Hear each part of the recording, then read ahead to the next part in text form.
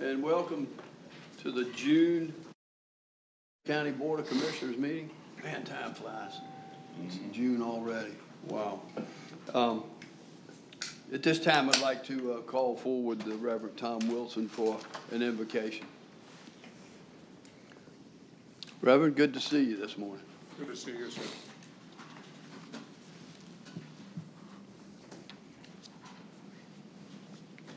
We gather together today to make decisions impacting our children and our families.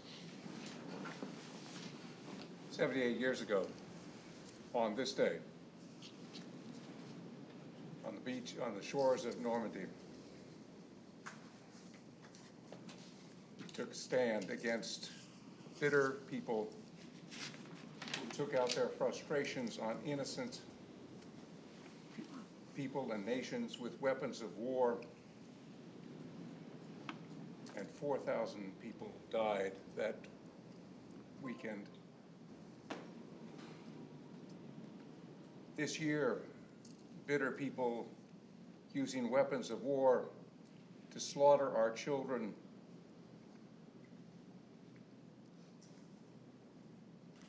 with over 100 times of mass slaughter across this nation. We are thankful that we have law enforcement people here who can provide some safety. We ask for wisdom in how we might deal with weapons of war still being used. We ask for guidance on how to deal with this. We give thanks for our public servants, for our law enforcement, and for the community care clinics coming here today. Our tourism boards welcome people who are the lifeblood of this community. May we find ways to keep them safe. We ask this so that we might be careful of our children and our families. Amen. Amen. Amen. Thank you, Reverend Wilson. May we stand for the pledge, please. I pledge allegiance to the flag of the United States of America, to the republic for which it stands, one nation, under God, indivisible, with liberty and justice for all.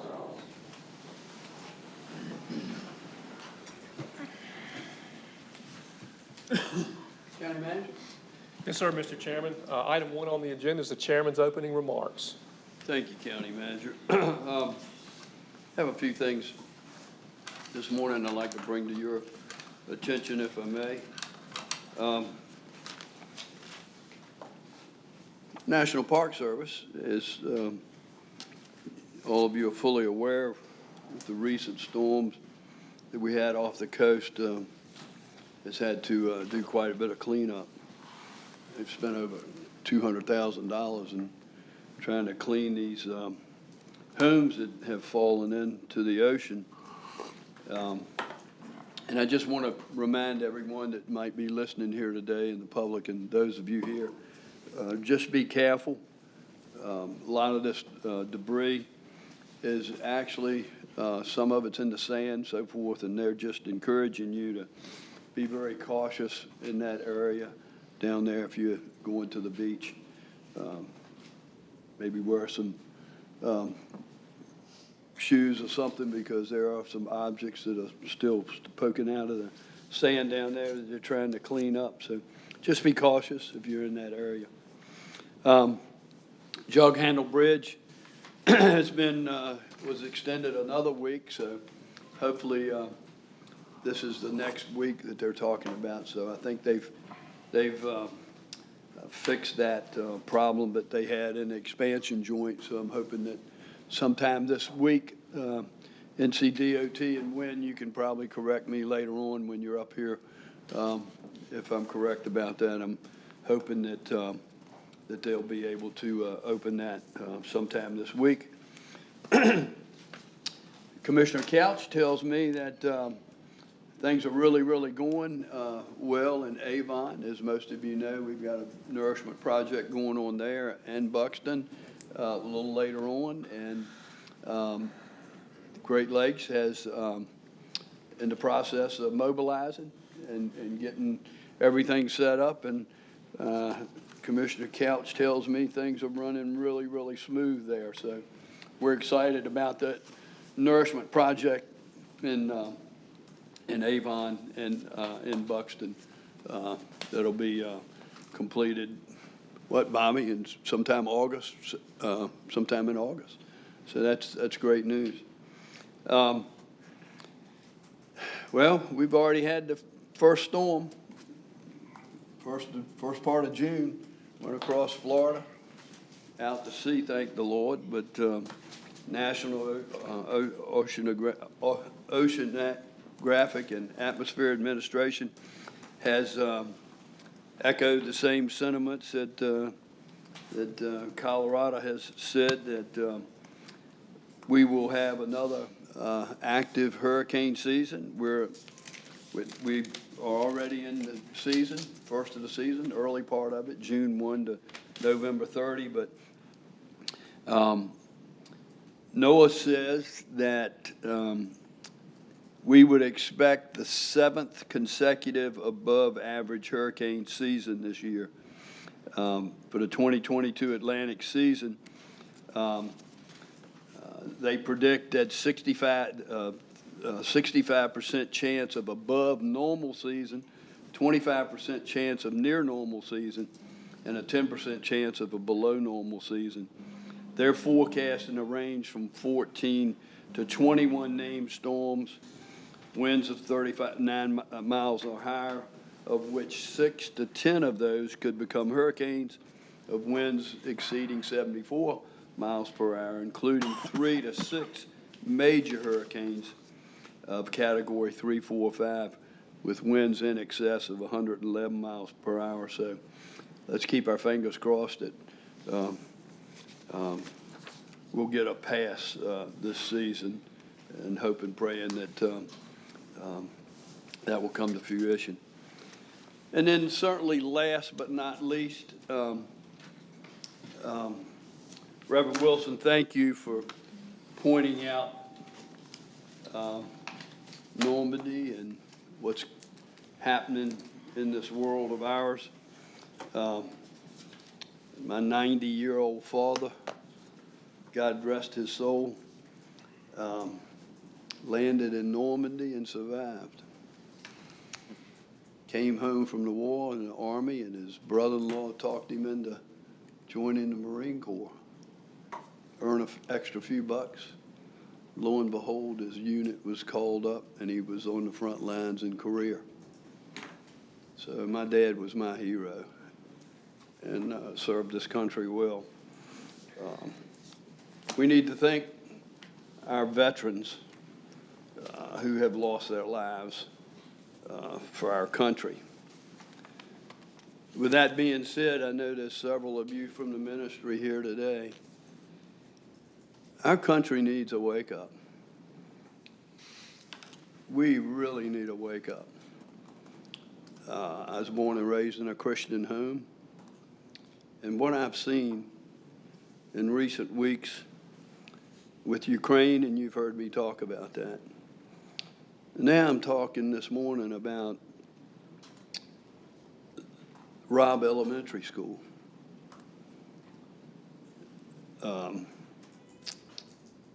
Uvalde, Texas. 19 children and 2 teachers and 17 others wounded. Mass shootings in the United States of America. 245 mass shootings since January 1. It just it boggles my mind. Mass shootings they consider are 4 or more people, and that doesn't even include the shooter. Not a single week in 2022 has passed without at least 4 mass shootings. What is happening to our country? I don't understand it. I don't get it. I am a saved person. I pray to the Lord every single day about our country. We need awakening. I just implore you to pray for our country. Pray for its healing. With that said, I would certainly not only like to take a minute to have a moment of silence for the Robb Elementary School, but all of those mass shootings that's taken place since January 1. Can we have a moment of silence, please? Thank you.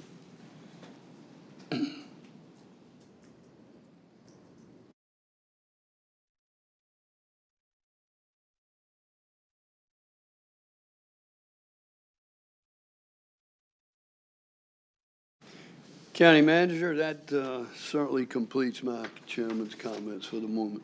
Mr. Chairman, that brings us to item 2 on the agenda, and this is the county service pins, and this morning we will recognize 115 years of service. First on our list is Kristen Brett. She's a paramedic with our EMS department, and she's going to receive her 10-year pin from Chief Jenny Collins.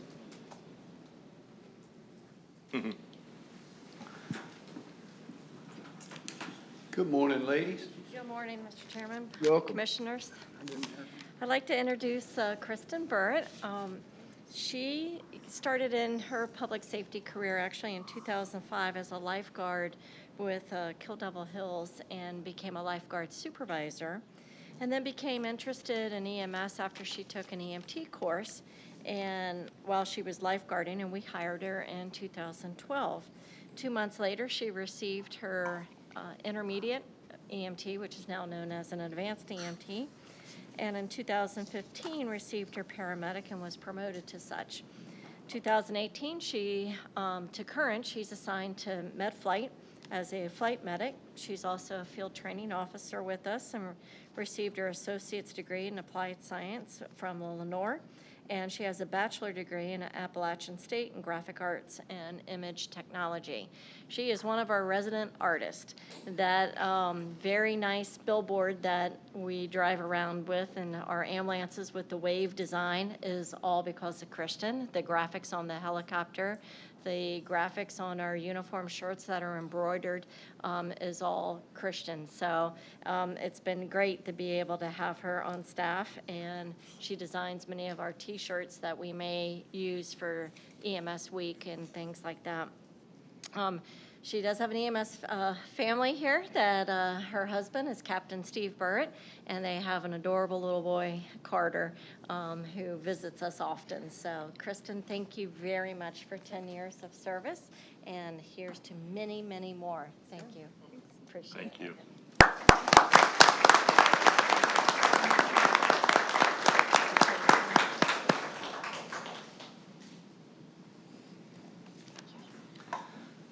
Next, we have Helene Taylor. She's an administrative specialist in our transportation department, and she's going to be receiving her 20-year pin from Radcliffe Hester.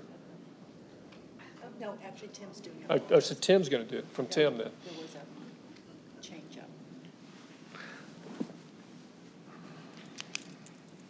Good morning. Welcome. Good morning, Mr. Chairman, fellow commissioners. I'd like to introduce you to Helene Taylor. She's currently our administrative specialist, is her title in the transportation department. She started June 17, 2002, and has been in that job ever since. Helene is one of those people, when you walk into the office, she's one of the first ones to meet you, and it's always with a big smile. How are you doing? Good to see you today. Makes you feel wanted there. Her responsibility daily is to make sure that we pick up our clients on time, either from their home or their personal home or a hospital or wherever the facility may be, and get them, and then come back and pick them up at the time that's needed. This doesn't sound like much, but those people depend on Helene to make sure that she gets there safely, or they get there safely, and they return home safely. And she does a tremendous job of that. It's difficult sometimes because people don't give us enough notice, and she has to turn people down because we don't have the time available for their request. But that's very few and far between when that things happen. But normally, she's able to make arrangements to have those people picked up. I don't think you can find a person in the Transportation Department that doesn't think the world of Helene as well as myself. She does, like I said, she does a tremendous job. And I don't know how many more years she's going to be with us, but I hope it's after I leave. So thank you for your 20 years, and here's your 20-year pin. Thank you. Thank you.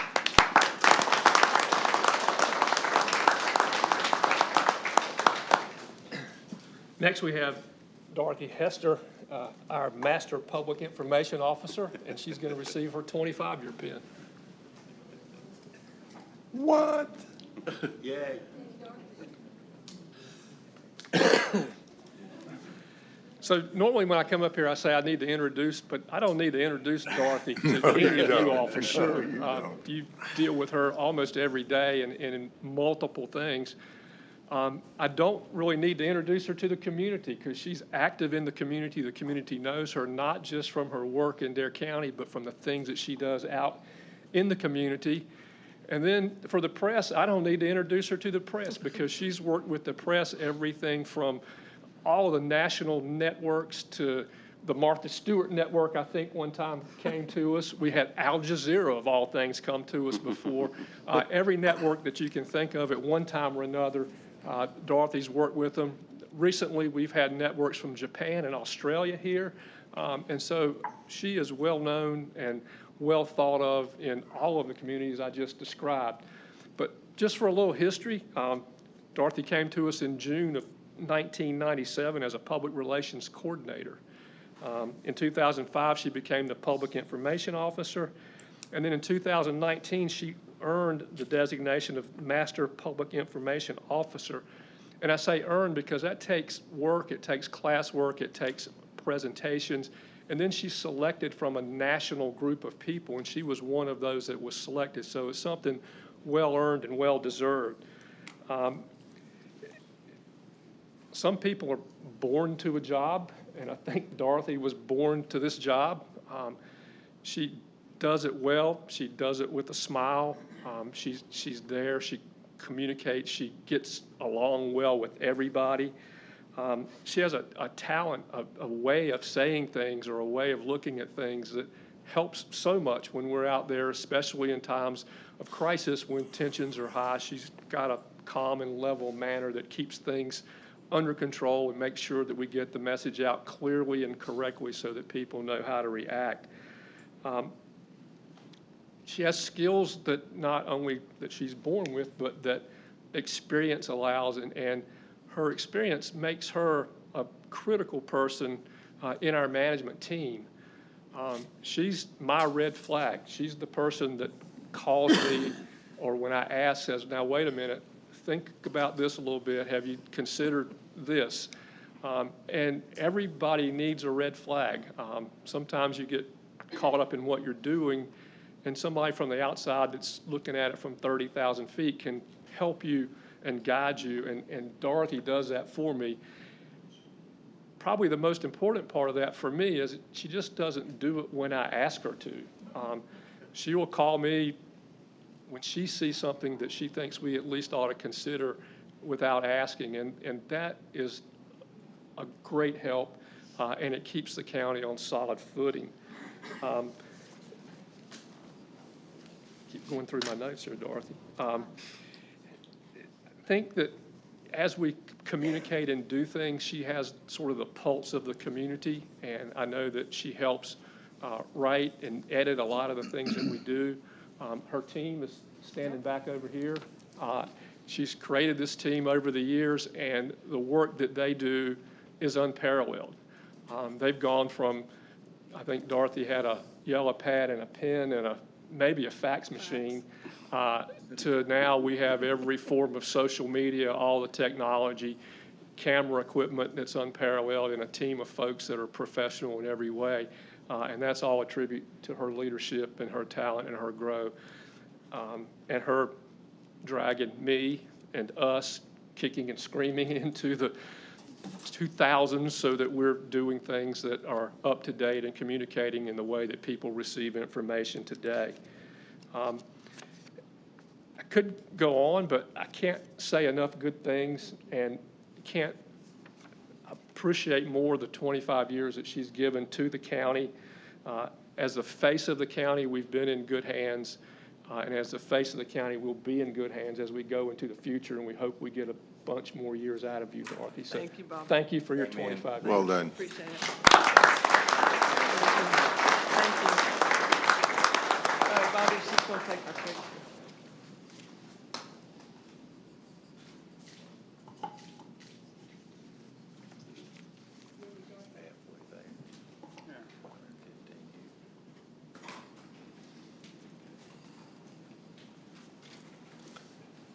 Next, we have Adrian Tillett. He's a permit specialist in the planning department, and he'll be receiving his 30-year pin from Noah Gillen. Huh? I'm sorry? Oh, I'm so sorry. It's Sweet Pea. That's nobody knows. Sweet I Pea. know. Nobody knows Sweet Pea. She's not known by that name. Nobody knows it except by Sweet Pea. That's why I didn't catch it. That's funny. Andrew and Sweet Pea Tillett.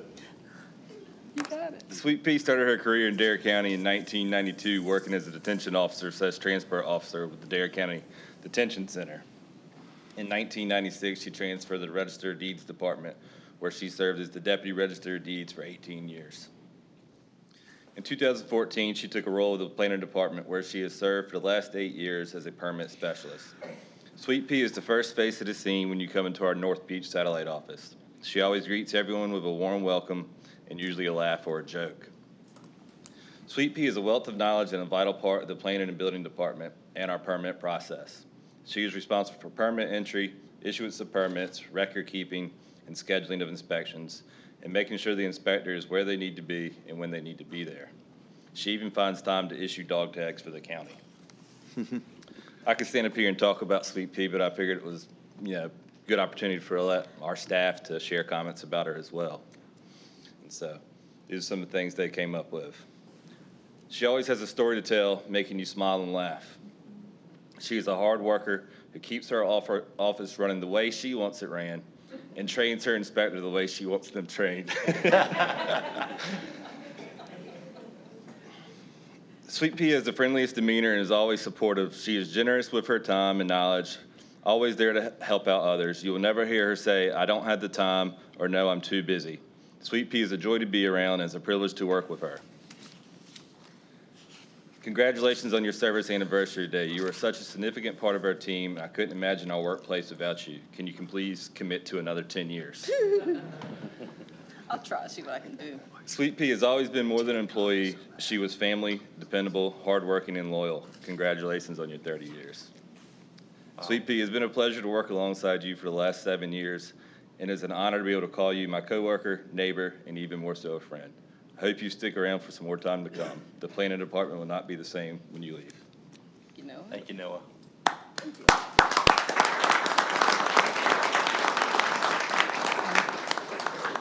I would like to say thank you. Thank you, Noah, for those kind words. It's been a pleasure working with you as a co-worker, but it's also a pleasure having you as a supervisor. He doesn't like me to call him boss man, but I'm going to call him boss man today. But anyway, and it's also a pleasure working with all my co-workers that are there here to support me today. And I also want to say thank you to the commissioners and to the citizens of Dare County for allowing me to serve them for 30 years. And I hope they allow me to serve many more to come. Thank you very much. All right. Thank you, Sweet Pea. Hey, and if you don't believe what Noah said, try walking in that office on the beach and see who runs it. Next, we have Veronica Brickhouse. She's a library branch manager too, and she'll be receiving her 30-year pin from Jonathan Warren.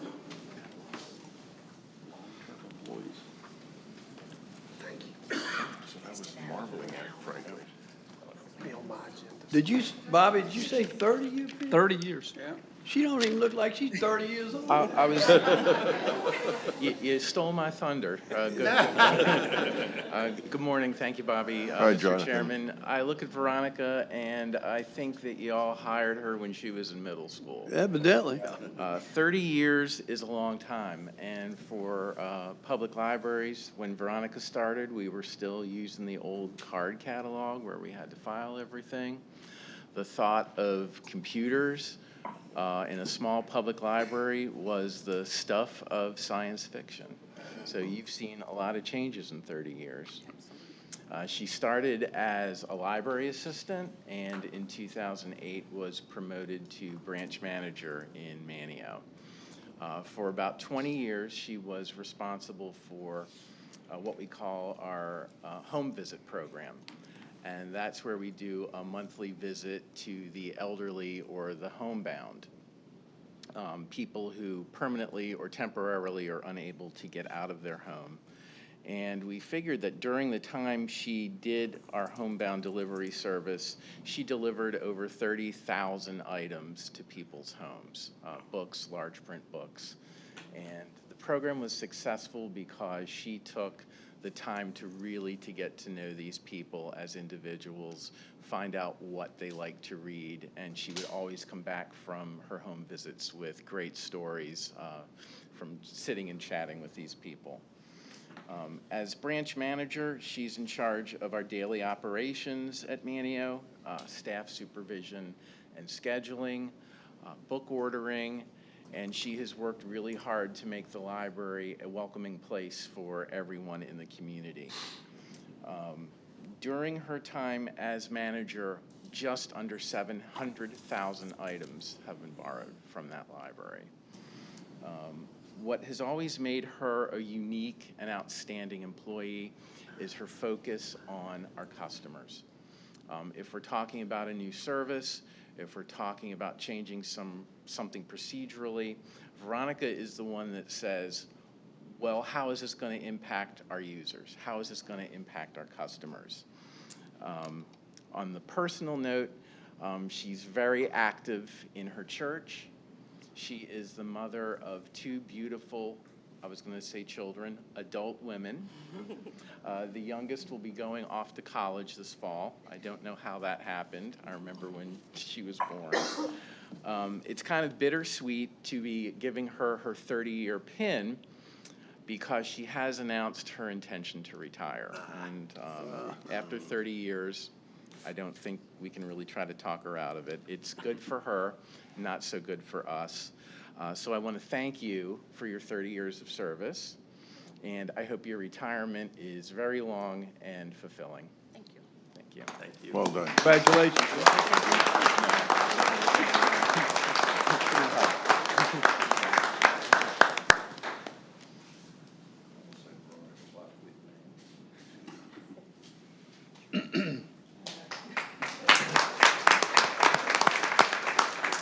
Veronica, you sure you don't want to change your mind?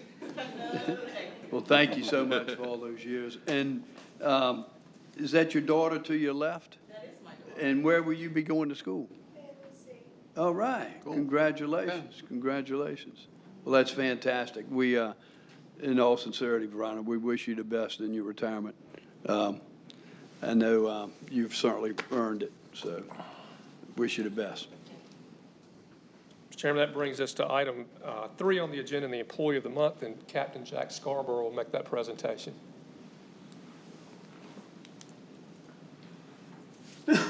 Welcome this morning, Captain. Good morning. Morning. So I had a supervisors meeting scheduled this morning before I found out about this, so I drug all of my 911 supervisors. I see, they're all back the there in shift those blue supervisors. T-shirts. And I told them I was going to talk about telecommunicators, so I'm going to talk just a minute about them. When the phone rings and is answered by one of those 4 or the other 20-some that are work out there, it's not to share good news. And people aren't calling to say, hey, we're having a pool party, come on over. It is the absolute worst time in their life. 3 counties they answer telephone calls for. They work rotating shifts, days, nights.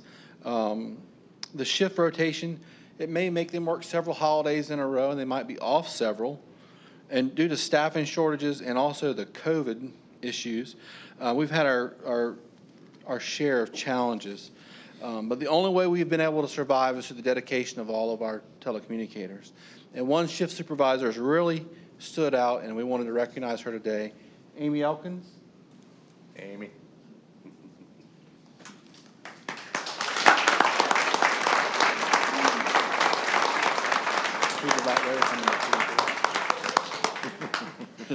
So Amy started with the sheriff's office in 2009. She's worked her way from a telecommunicator to a shift supervisor.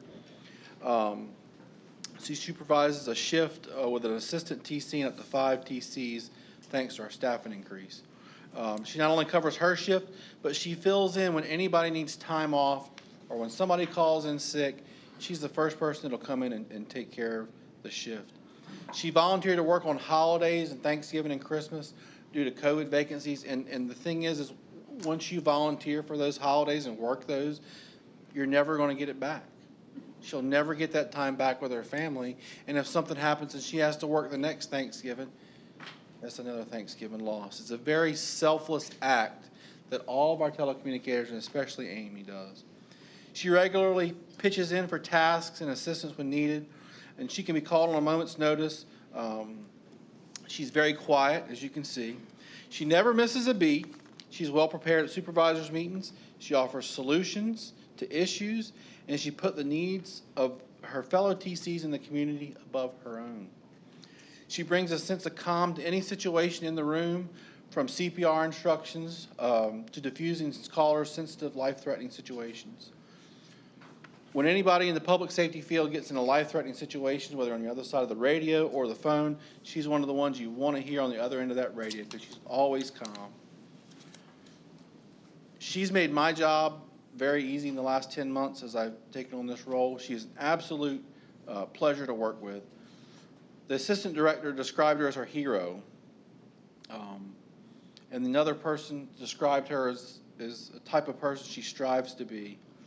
She truly makes a difference, and she's the picture of a perfect telecommunicator and supervisor. So we thank you. Wonderful.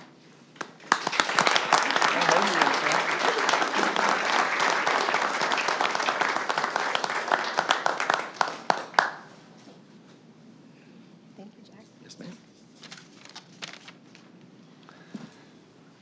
Before we move to public comment, those of you that received an award this morning, if you'll go right out through this door so that we can get a picture, and we'll wait a second for the room to clear before we start public comment.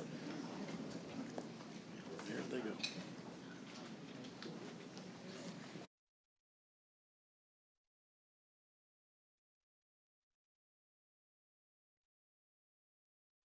Can get photos. This is always a highlight every month at our meeting to recognize our staff and their years of service to the board. Each month, I'm always amazed to hear the stories of the individuals who are receiving their service pin. And we're very, very blessed as a board to have the quality of people that work for us in the county. And our staff is numerous. And all the more reason for us to do what we do as a board, to step up to the plate and make sure that we're providing all the necessary benefits and proper compensation for our employees. It's incumbent upon us to do that. Mr. Chairman, I'm considering introducing an ordinance to suspend all retirements indefinitely. I listened to those resumes, Bobby, and it just, we've got some wonderful, wonderful, talented people, and it's, I mean, obviously I recognize retirement, but it's a shame to lose them after so many quality years of service. So, yeah, I endorse that, Mr. Chair. Thank you, Commissioner. County Manager? Ladies and gentlemen, now's the time that's been set aside for public comment. If you have public comment this morning and you've not signed up, raise your hand. I'll recognize you. When I do, please come to the podium and state your name. Please limit your comments to 5 minutes. There's a green light that will come on, your time begins. A yellow light will come on when you have about a minute left, and when the red light comes on, you need to conclude your remarks. First on my list is Wayne Berry. Welcome, Mr. Berry. Thank you, Chairman Woodard. Thanks for the opportunity to speak and for the moment of silence in the beginning of the meeting. Events of the past couple of weeks, specifically mass murders of adult and child citizens in a school in Texas, a grocery store in New York, a hospital in Oklahoma, and outside a church in Iowa, suggests to me that none of us is really safe anywhere. And there's now powerful evidence to refute the claim that good guys with guns are the only protection against bad guys with guns. I'm thinking the 19 body-armored good guys with guns huddled in a school corridor for an hour or more outside of a classroom where 19 children and 2 of their teachers were murdered.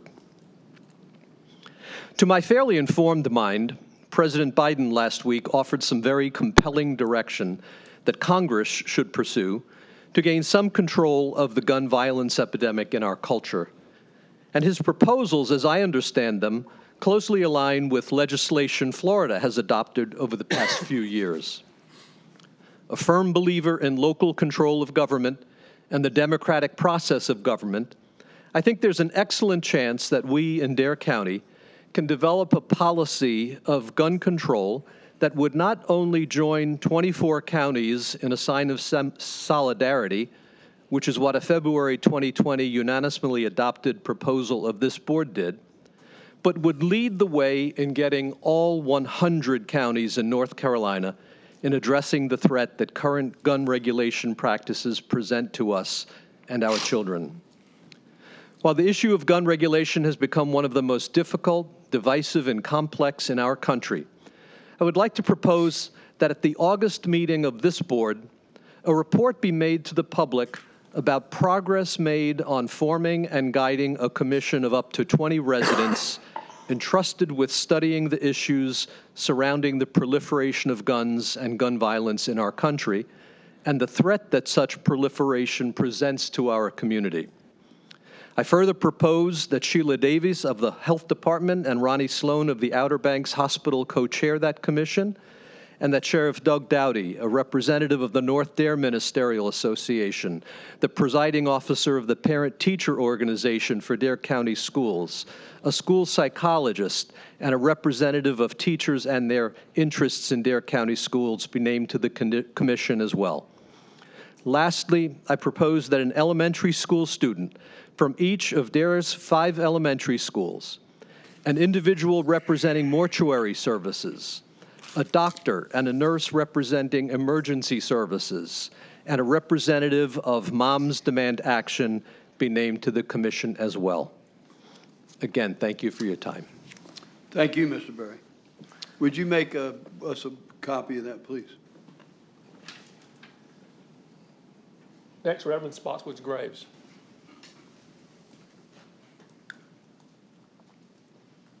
Welcome this morning, Spotswood. Thank you, Chairman Woodard. Thank you, Commissioners, for your service to our county.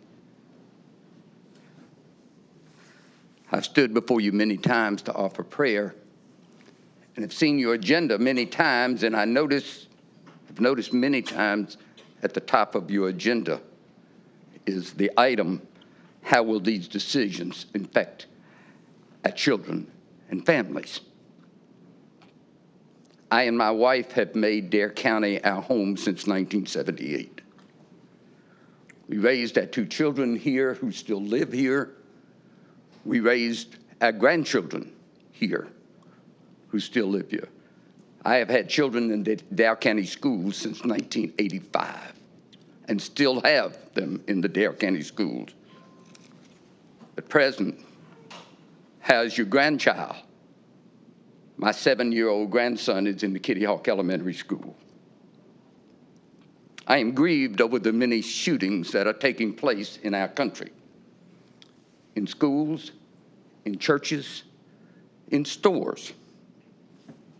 I was present in January and February of 2020 when you debated and passed the resolution in support of the Constitution of the United States. However, I have difficulty with the final statement of your resolution. It reads, "Now therefore be it resolved that Dare County Board of Commissioners opposes any and all attempts to infringe upon these rights and freedoms, including the right to keep and bear arms as defined in the Second Amendment." You have gone on record to oppose any and all attempts to infringe upon these freedoms. Do you mean to oppose any changes concerning firearms? Do you mean to suppose anything that an advisory commission would bring forward? What will we do to save our children? What will we do to help change our hearts? This is a difficult topic. It is no question about it. I have no answers. In May of 2080, Carrie Leitner, a 13-year-old, was struck and killed by a drunken driver.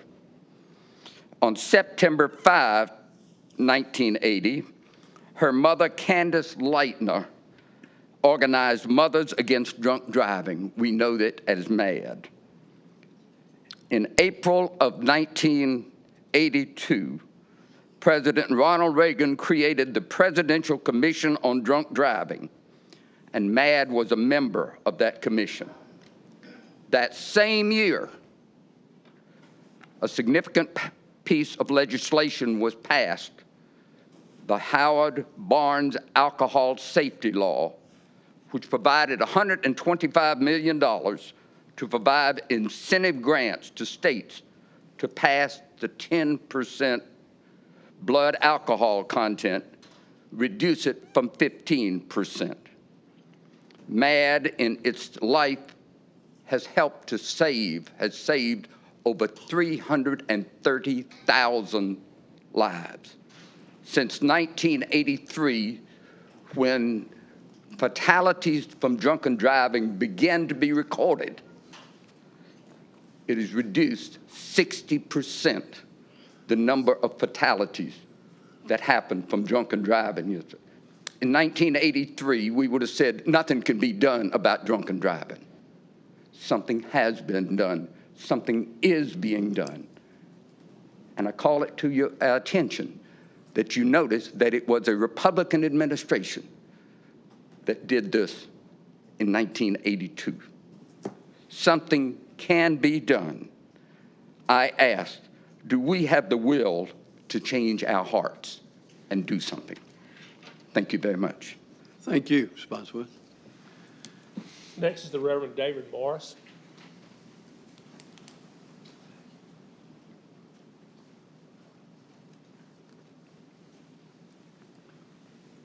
Welcome this morning, Reverend Morris. Thank you, Commissioners. This morning I am not here representing the congregation that I serve. I'm not here representing the ministerial association of which I'm a part. I'm here as an individual and as a citizen. A little more than 2 hours ago, my wife and I walked our 7-year-old great-grandson, whom we're raising, to the bus stop to go to school, where he's a first grader at Manio Elementary. I would like to have walked away from that bus stop worrying about, whether he's learning the Spanish vocabulary in his wonderful dual language program or whether he's pointing his sevens the right way today. I would like not to be worried about whether today will be the day that that wonderful call center receives a call from Manio Elementary School saying that we have entered the ranks of schools around the country that are not safe. I would like not to be worried about whether today will be the day when one of his classmates has cleverly decided not to bring a walkie-talkie to school because it's cool, but to bring the gun that he found in his parents' dresser drawer to school because that's cool. I would like not to be worried about whether today will be the day that someone decided to celebrate his birthday by buying a gun at the gun shop that's practically across the street from that school and carrying it into the school to make a big impression on a lot of people all at once. I would like not to worry about any of those things, but I can't. I can't because I live in the one country on earth that has made an active decision to care less about its children than about guns. I can't not worry about those things. No parent can not worry about those things who lives in the United States of America, because no single child, not one single child in one single family, in one single school, in one single county in this country is safe from what is now the leading cause of death for children in America, children and adolescents. The leading cause of death is gun violence. Here's what I would like to know and like to wonder about also. What will we do? What will you do? This is not something that should land on your doorstep. You're a county commission. It shouldn't be necessary, but it is. It's necessary because there is no level at which something can't be done. You asked us this morning to pray for the country, and we do. But I belong to a religious tradition that teaches that prayer and hope is not sufficient, that action must be included or prayer is futile, that prayer without action is an abomination. Dear friends, this is our home. It shouldn't be in your hands, but it is. You shouldn't have to deal with it, but you do. None of us should have to worry about it, but we do. So I'm asking, what will you do? What will you do? Thank you. Thank you, Reverend. Next is Reverend Gay Morris.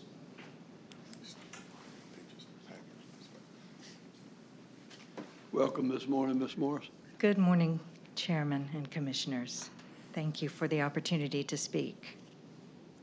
I'm sure my ministerial colleagues have had the experience that I have had in my years of ministry of dealing with the emotional and spiritual wreckage from gun violence, whether it's domestic violence or suicide by firearm.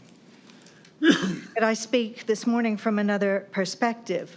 I grew up in a household where domestic violence included being threatened with guns by my father when he was drunk. He was only arrested once, but my mother decided not to press charges. So any attempt after that by my mother to involve the police would surely have incurred not just intimidation, but injury or death. And so, like a lot of families, we kept it a secret and endured. I don't speak about that part of my childhood much, but my mother and I outlived my father, and I consider us survivors of someone who wielded power over us with weapons. How many families in Dare County are right now living the same kind of nightmare? Remember that the first victims of the Newtown and Uvalde shooters were their own family members. This morning, I want you to consider the dangers of domestic violence and gun safety. And I want to ask the Commission to use your authority and your service to our community to engage in specific actions in dealing with gun violence. I ask you to do what you can to name it as a public health concern. Actually, it's a public health emergency, as we've seen so far this summer. I'd like to see more done in our county than just conduct lockdown drills for our school children and active shooter training in our hospital. The county has worked diligently to protect its citizens during the pandemic. Can it work just as hard to prevent the public health crisis of gun violence? There are 3 specific things that this board can do, as other counties across the country are doing. The first is to raise public awareness through a campaign for firearms safety practices, including safe storage of firearms, especially in homes with children.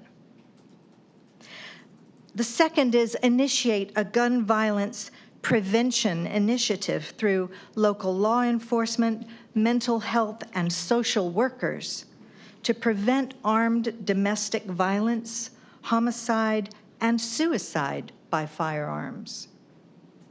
And third, as Wayne suggested, commission a summit of community partners to make sure we have up-to-date data about the nature and extent of gun violence in Dare County. Invite representatives from public health, law enforcement, hospitals, schools, and the local college, prosecutors, public defenders, suicide prevention, and youth services. Use the existing data we have, or if we don't have it, gather it, to develop strategies and actions for prevention of gun violence and increased gun safety. With rights and freedoms, as this board claimed to have with your Second Amendment resolution in 2020, with rights and freedoms come responsibilities to the community. Now is the time our commissioners need to own up to being a responsible body of public servants that works to protect our citizens.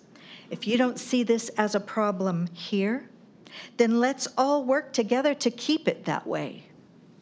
Your decision to act will impact the lives of our children and families. Thank you. Thank you, Reverend Morse. Do you have a copy of your comments that you could provide us with, please? Very scribbled. In specific, we'd like your 3 points that you, okay.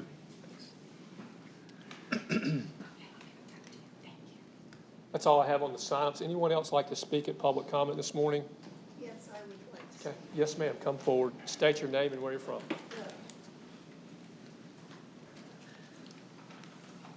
I wasn't going to, thank you for letting me speak this morning. I was not going to speak. I didn't sign up, and I am not a minister. Your name, please. My name is Arlene Arnold, and the reason I'm here is because I knew Spotswood was going to speak about this issue to the county commissioners, and I wanted to be present for support. Yes, ma'am. But I'm going to give you a little different perspective than all the other people here. I am a grandmother who lost a grandchild in the Sandy Hook massacre. I'm reading from a rough draft I'm going to send to the senators of this country because I know they're looking into gun control. But I just want to make a short comment. She was killed by an AR-15. I can't believe I need to write this letter to our politicians again. I didn't write a letter last time I made calls, but I'm writing a letter. I have seen a little 6-year-old girl in a small casket. She was my granddaughter. She was shot up and mutilated by one of these mass murdering weapons. I hope and pray that you never have to go through what my family went through, seeing their family member, a child or an adult, mutilated and killed by one of these weapons. Now, let me tell you something about Sandy Hook. I went down the street going toward my daughter's house. She was about 1.5 miles, 2 miles from the school. You couldn't see the school from the road. There was no visibility except for a small sign, Sandy Hook School, pointed with an arrow pointing up this, I didn't even know if it was paved, road in the back of a firehouse. you mentioned, yeah, you don't think that this can happen in your community. This was a middle-class community. This can happen here. It can happen anywhere. We're not safe, period. I have two other grandchildren in school, and I worry about them going every day. God forbid I should lose another one. That's all I have to say. Thank you. Yes, ma'am.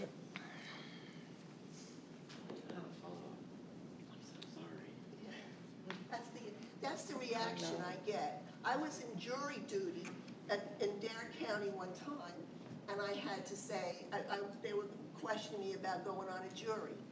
And I told them, yeah, I had some violence in our family.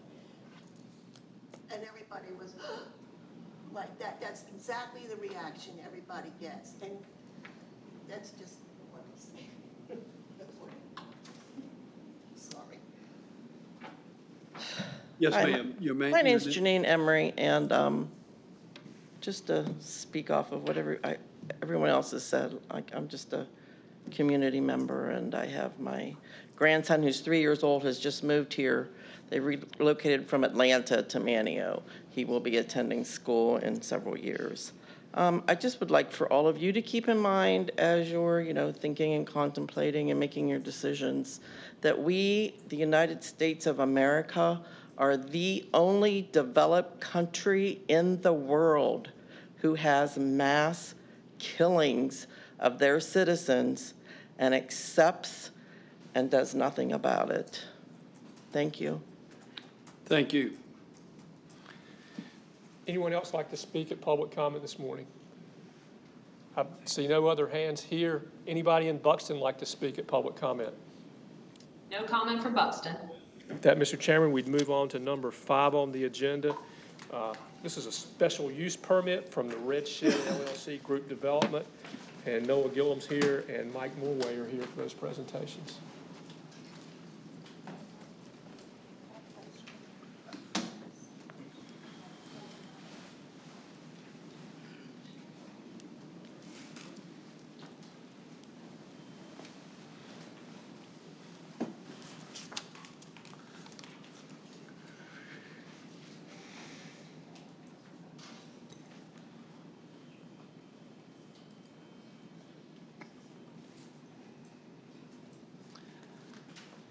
Welcome again this morning, Noah.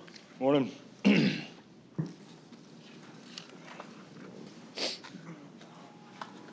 Special use permit application has been submitted by Red Shed LLC for proposed group housing project. The property is identified as parcel 0132580001 on the Dare County tax records.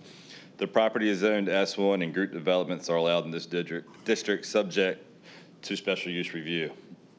The parcel is 20,100 square feet and meets the minimum lot size requirements for a group development. There are currently 2 existing dwellings on the property that the applicant is proposing to remove. The applicant is proposing to construct 3 duplex structures that will serve as employee housing. 2 of the structures will contain 2 units each with 2-bedroom units, and the third will contain 2 3-bedroom units. The proposed site plan shows the dwellings being separated by 20.5 feet, meeting the requirements of the group development ordinance. Each structure will be accessed directly off of Sand Street. Driveway permits will need to be obtained from NC DOT.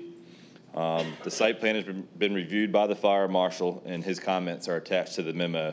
The developer has agreed to install a residential sprinkler system in each of the units to meet his requirements. A final site plan of the group development depicting footprints shall be recorded in the register of deeds. Units in the group development may be transferred to individual owners with the remainder of the site dedicated as common area, owned by a homeowners association or other similar entity. A copy of the signed special use permit shall be recorded with the final site plan. The proposal was reviewed by the planning board on May 9th. The conditions in the draft SUP and site plan were identified by the planning board and recommended as reasonable and appropriate conditions to apply to the proposed use. A copy of the site plan and draft CUP are attached to this memo for your review. And Mike Morway, the engineer on the project, is here to answer any questions as well. Any questions of Mike by the board? Bobby, you've got some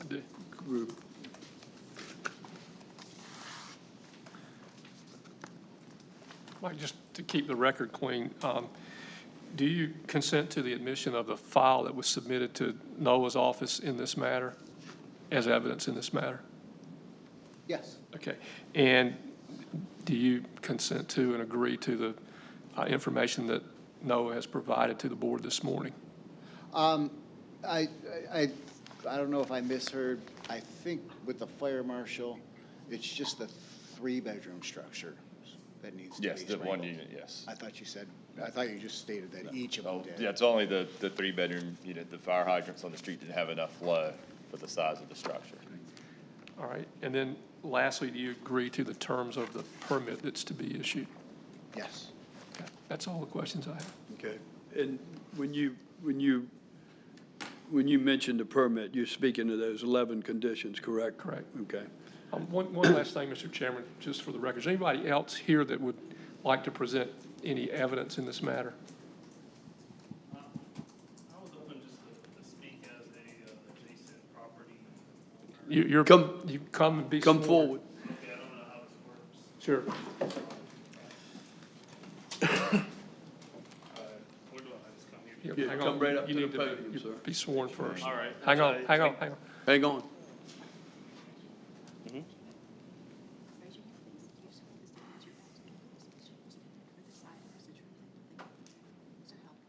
Yes, And- ma'am. Taylor Jones. Okay, state your name if you would, please. My name's Taylor Jones. I help manage the property that's adjacent to where these duplexes are currently located. I have a partial ownership stake in the Salvo Inn Motel, which is on Sand Street. I guess my question is, and I've already talked to an attorney about we've already provided a septic permit for the neighbors next door. I guess my question I've been having, I'm not even sure this is where I address it or raise it, but my concern is, and again, this has to do with the topic of affordable housing in the county and the community, and our concern is we have 2 duplexes that sit on the property that already are grandfathered in, that had locals living in it month to month.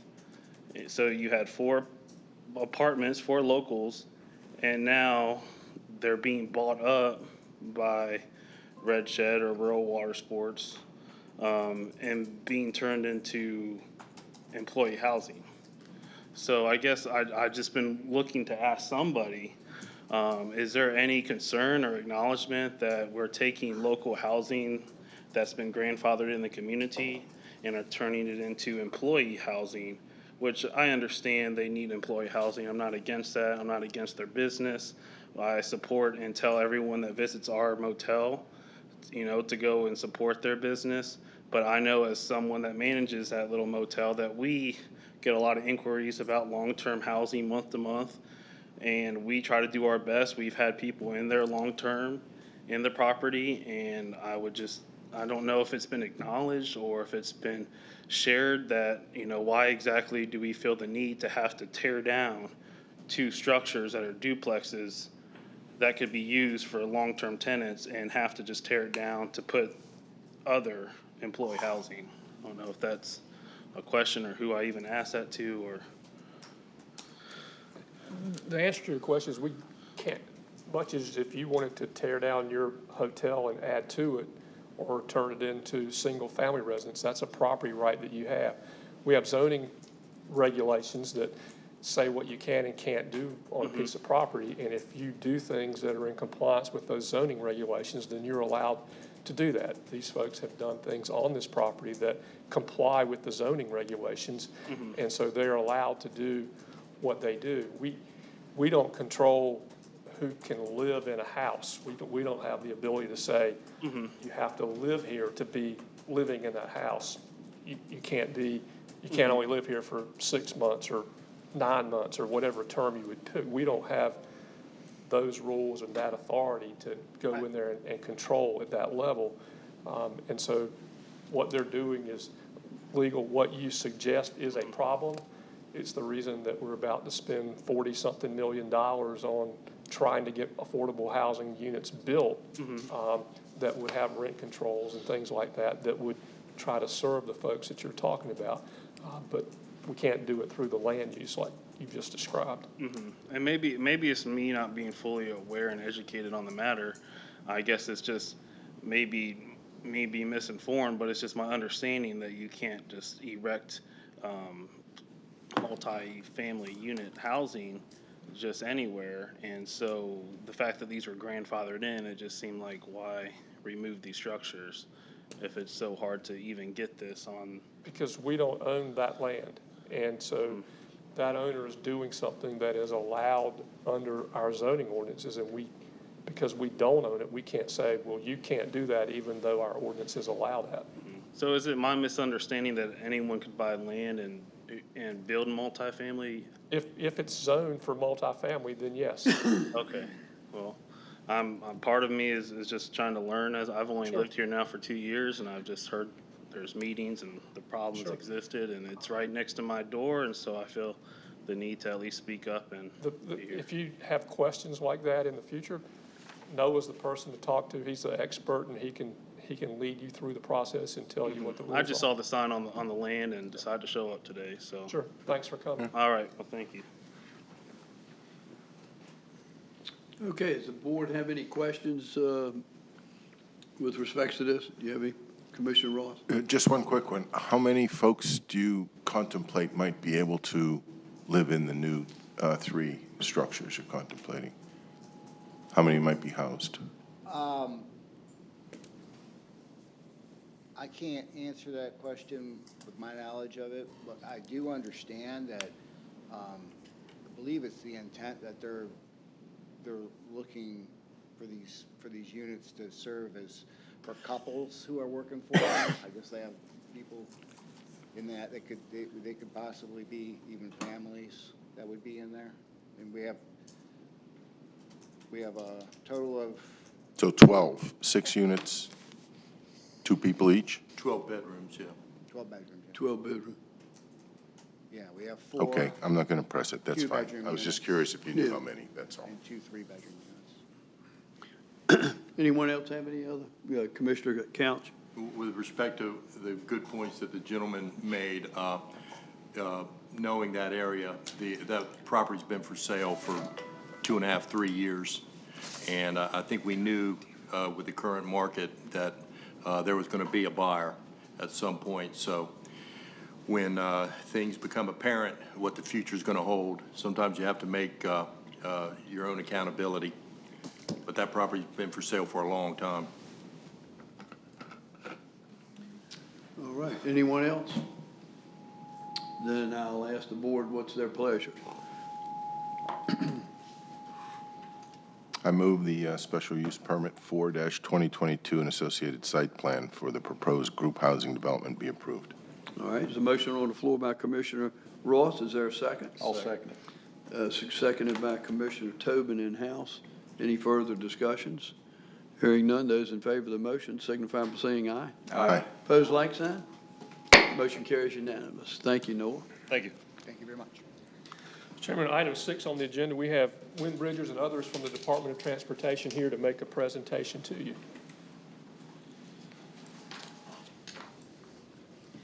Wynn, welcome this morning. Thank you for being here. Thank you, Mr. Chairman.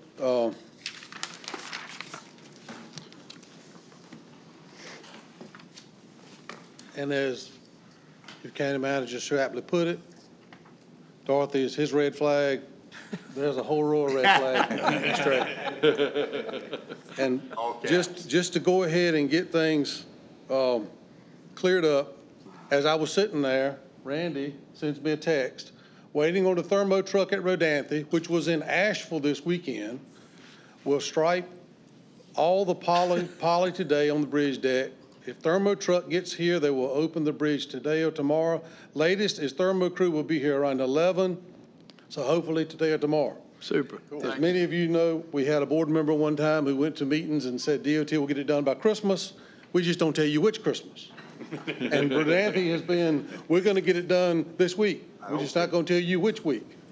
But we have had, you mentioned the joint problems we had that had to be rectified. We thought we were going to get some striping done last week. The deck preparation was not sufficient. The contractor had not cleaned it well enough to apply the proper markings. to ensure that they would adhere. And the last thing we want to do is finish a project of that nature and then mess it up with the final coat of paint. You wouldn't want to build a house and then mess the paint on that side up, so we didn't want to mess this up. So hopefully we're coming along and we'll have that done. A few introductions. Myself, I am Wynn Bridgers, the division engineer. Ronnie Sawyer, division maintenance engineer. Jack Liverman, assistant division maintenance engineer. Randy Midget, division construction engineer. Gretchen Byram, division project development engineer. Craig Midget, division planning engineer.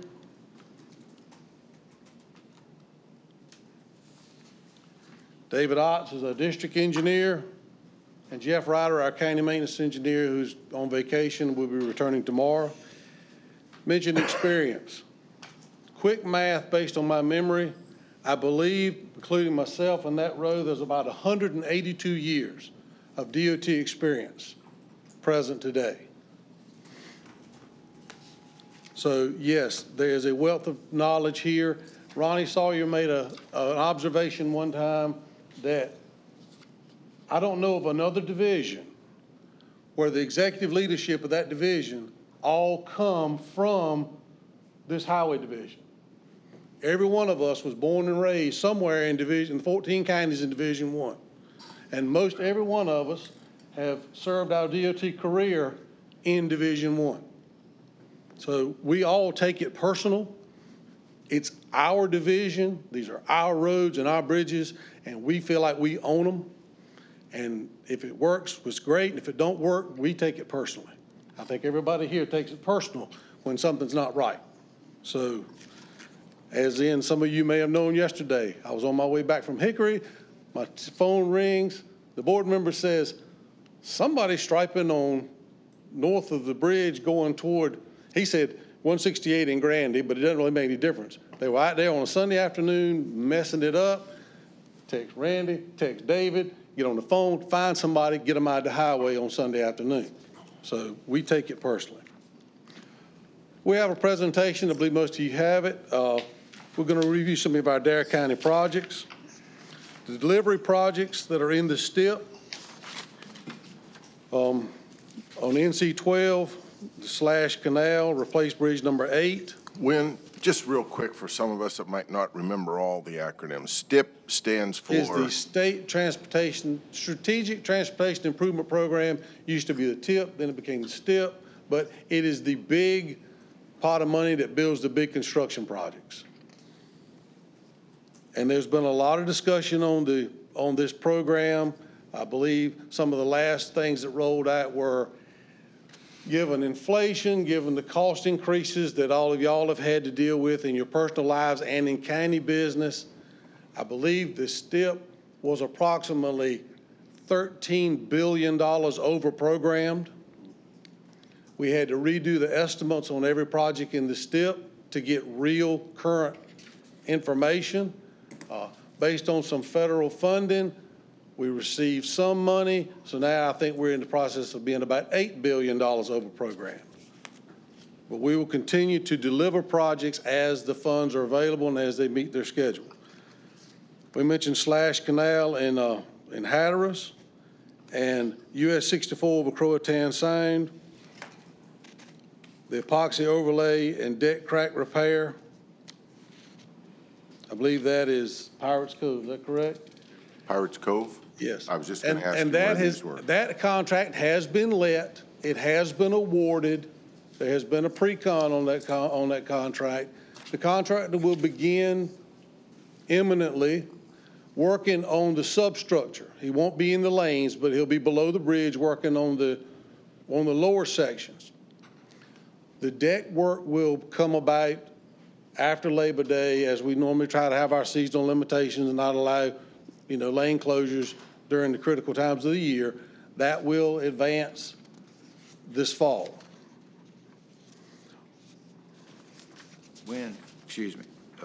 On page 4 that you're on there now, were you talking about something over the bridge at Pirates Cove over Roanoke Sound? Am I correct? It says Croatan, but it's Roanoke Sound, but it's the Pirates Cove Okay. It's all right. Pirates Cove Bridge anyway. Sorry for that. Starting this way. Currently under construction. Many of y'all are aware, we have the Collington Road improvements under construction. That is on page 6. SR 1217, Fred Smith, also known as Rose Brothers, also known as Raleigh Parker Construction, but they are the contractor working on it. It is under the authority of Brandon Tatum, the resident engineer, who in turn reports to David Otts, district engineer in Elizabeth City. At a bid amount of $19,955,000 with a contract completion date of April of 2024, and they're currently approximately 18% complete. Page 7, this is a turn lane improvement at the Body Island Lighthouse, which was actually a part of Bonner, Rodanthe, B2500, that entire group of projects. This is an improvement to allow a better traffic flow coming out of Coquina Beach and Body Island Lighthouse, which is also under contract to Fred Smith. Completion date December of 2022, but they have not yet started. Near and dear to everybody's heart, the Alligator River, which I was coming this way this morning, and I looked, and one lone boat was coming up there, and it turned, and I sat behind a van. I couldn't see the lights. I couldn't see anything. I saw the deck turn. It happened, and I thought, I'm going to have to call somebody else going to have to run this thing because I'm not going to get through here. But it worked. Thank goodness. When is it the DOT that manages the bridge and decides when to open it and close it? All right. The Department of Transportation has contract bridge tenders. Yes. It's a contract. They work for us. I see.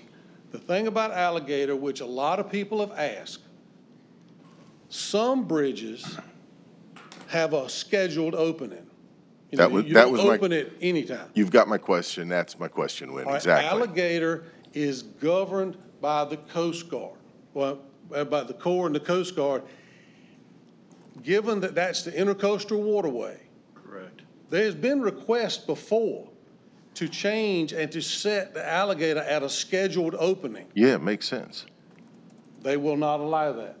That has been pursued numerous times. I liken it this way. If you work with DOT long enough and worked around the railroad is quick to tell you, we were here first.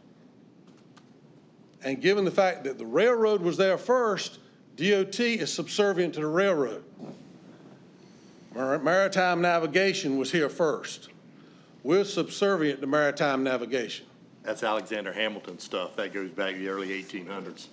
But that is how we have been directed, and that's the rules we have been given to play by. So we'll stop 100 cars in each direction for one small sailboat to get through. Until that is changed, we have no effect. We have asked, we have written, and they say maritime traffic is first. We cannot hold vessels, and wait for X number to queue up. So these are not vessels with urgent medical supplies? No, these are a couple of guys with a case of Budweiser. Any vessel using that waterway have the right to passage, and we have to stop traffic, open the bridge, and let it go. Well, you've helped me understand it, because I've wondered that actually for a long time. That is not a North Carolina Department of Transportation decision nor policy. That is a handed down by a higher authority, which we have to abide by. Now, if we can get something done, we won't have to worry about that. The Alligator River, or known in the STIP as HB0001. This is an example of what everybody can do if they get together.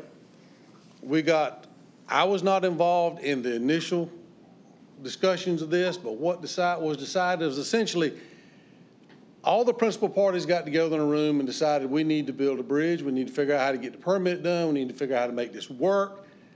And it has been a shining example of what you can get done if you get all the players around the table early, put all your issues out there early, talk it out, everybody have some pain and where you can get to. How long did it take for us to reach the environmental document approval? A year and a few months? Normally it would take years, bold print, years. We reached this point in a little over a year. NCDOT review of the draft Coast Guard Navigation Impact Report is done, continuing to coordinate with the Conservation Fund, Pear-Tree Preserve and whatnot.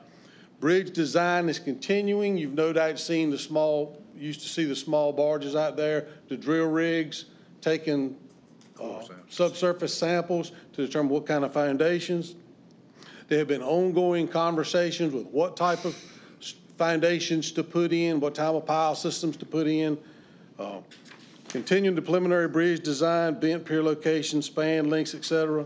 The current estimate, which this should be written in pencil, is $212,265,400. That is, as I said, that's probably written in pencil. I do know I was privy to a conversation Friday afternoon, no, Thursday. I'm trying to think what day I went to Hickory because I listened to it going to Hickory. Thursday afternoon. We all know that, there was a lawsuit. DOT won in the lawsuit. Southern Environmental Law Center has filed an appeal. A amicus brief was filed, I think, by Southern Shores and whatnot to have that appeal thrown out. The attorneys are all talking. It's possible it could take as much as 6 months to get that decision, whatnot. DOT is actually having conversations with our legal team and some of our designers to decide if we go to the permit agencies and start having a conversation about going ahead and submitting permits anyway. But that's going to be a roundtable conversation between higher ups to determine what we proceed and what we don't proceed with. You can see. Yes, sir. Is the funding still in place for that bridge? I've heard rumors that it was pulled. I've heard it was pulled. Well, as of right now, I don't know that there is any, right? I mean, it's in the STIP. Pulled is the right answer. It's in the STIP. We have just submitted a federal grant to receive some funding to go with this, which I want to thank Dare County, all the municipalities up and down everywhere who submitted forms of, letters of support. We sent everything we could find to send. But I think the Department of Transportation is committed to cobbling together funding as much as we can. Like I said, that is above anybody in here. Yeah, just as a matter of information, in the summer of 2021, the U.S. government passed an infrastructure improvement bill, approximately $1.1 or $1.2 trillion. And just by virtue of the estimate, we could build 5,500 of these bridges with that money and have money left over. So I just offer that when we think about federal funding, how large the trough is, guys, and how many might be looking for access to the trough. Our staff in Raleigh, the Chief Engineer's Office and the STIP unit in Raleigh is working diligently to obtain whatever the Federal Highway Administration is willing to provide. As with anything else, there are strings that go with everything. And we've reached out.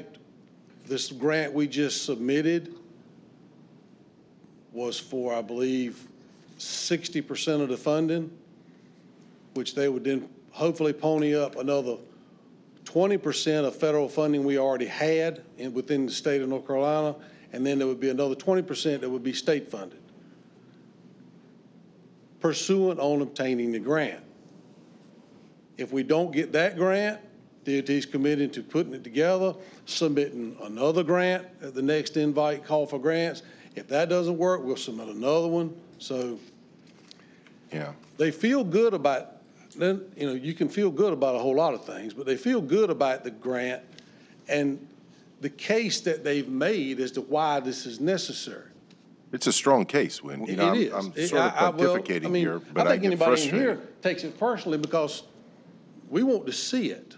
You know, because what we're all scared of one of these days is something's going to turn that thing. That's right. And what concerns us is it's going to turn, and then when it goes back one way or the other, it's going to lock and stop cars and boats. That's right. Not going to get them all out of here on a ferry. Well, that's right. And if you'll know how narrow the rails are, you're going to be hard pressed to turn anything around on the deck and get off the back the other end either way. Yeah, but my point with that we are earlier working diligently to get this done, and it is really beyond the hands of really anybody in here other than to continue to ask, to press, to encourage those who can help to help.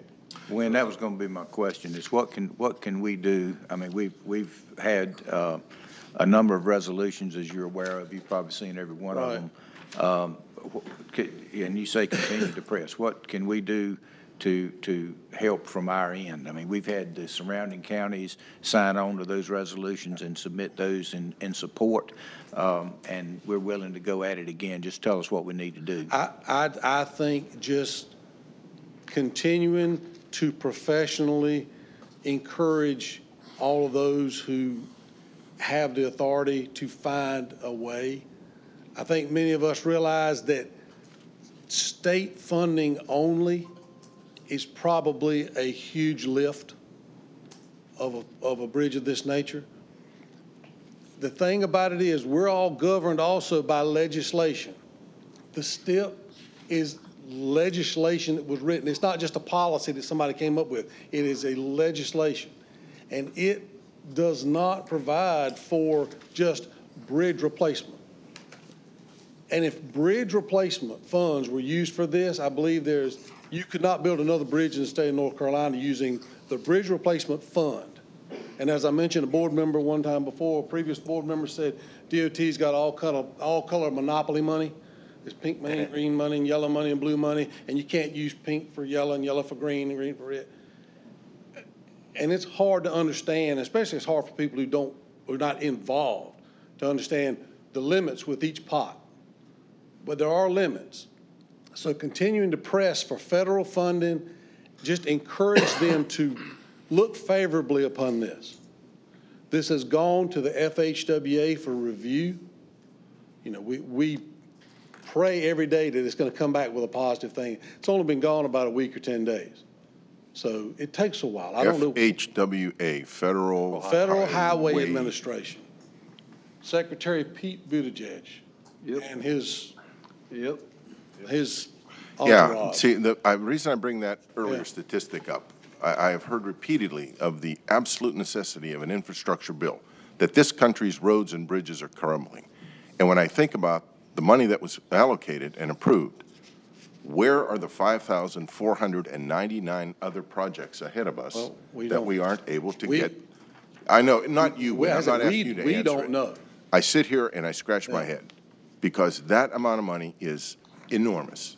And yet, I look at this bridge and I struggle to find out why it's not a higher priority, both either in federal grants or access to that money, or it just bewilders me. If the infrastructure is indeed for roads and highways and bridges, as it was explained to the American people and to all of us. I don't care about this subject, you can tell. All right. I will have to clarify. I got ahead of myself. I mentioned I was listening to a Teams meeting. The Teams meeting I was listening to was about this one, Mid-Currituck, and the lawsuit. I'm sorry I got that confused, but, you know. We know it well, too. Oh, yeah. Mid-Currituck is still in the works. Project has an overall estimated cost of $500 million in $222. Construction right-of-way and utility relocation. This is the one I was listening to the call about. Our attorneys are feeling like it could be 6 months or more before they hear anything on the appeal. And there's a debate, or there's a conversation going on of whether we go ahead and submit the environmental documents and the permit applications, because if you do it, it may cause them to be delayed, but if you don't do it, you know they're delayed. So there's conversations going on at a Raleigh level as to what to submit. But other than that, the design is proceeding on, and this project is moving ahead, you know, pending the legal determination. One other question, I'm sorry, just while Yes, sir. while we're on that subject. Does DOT anticipate any lawsuit by the Southern Environmental Law Center on Alligator River Bridge? I don't think we would bet our checks that there won't be one. What would be the basis? Well, the thing about it is, as I mentioned earlier, you know, we've tried to be extremely open and honest in the discussions that have led us to the point that the Alligator River process has arrived. And all the participants, including maybe not the SELC, but the groups that the SELC represent, have all been involved in a lot of those conversations, trying to accommodate wildlife crossings and minimize the impacts to the greatest extent possible, and realizing that there's a real human need to construct this bridge, to get that swing span off the river, to get a high rise there. You know, and some concessions, I believe, have been made about the possibility of taking the existing bridge down and building reefs at locations in the Sound to encourage, you know, marine, you know, life. Yeah, marine life and vegetation, everything. So all that conversation has been held up front and trying to involve all them in it. So I don't know whether they file one or not. I mean, I wouldn't dare say that, wouldn't expect them not to, but I do think there's been hopefully enough open and honest conversation with them that they know what's coming. It's not something that's new. I don't know that I've heard any serious rumblings about any major issues with that. Okay. Because I think one of the reasons is you're replacing an existing bridge with a bridge. You know, mid-Currituck, there's a lot of angst about that, and need it, do you not need it? You know, you're going across here, is it really the purpose and need? And there's a lot tied up in that. So we had the same thing with the Bonner Bridge when it was replaced, and yeah, we had a major lawsuit on that. So. Yeah, you did. And so I don't know that there will be or not, but we're trying to be straight up with Well, the work up front. front's got to help with that. I believe it does. Think. Yeah. I believe it does, just like the NC-12 task force groups that we've been meeting with. You know, we've got all the people around the table and try to have, okay, your concerns are this, our concerns are that. You know, how can we, it doesn't hold anybody to anything, but at least everybody knows about it going in. Gotcha. Thank you.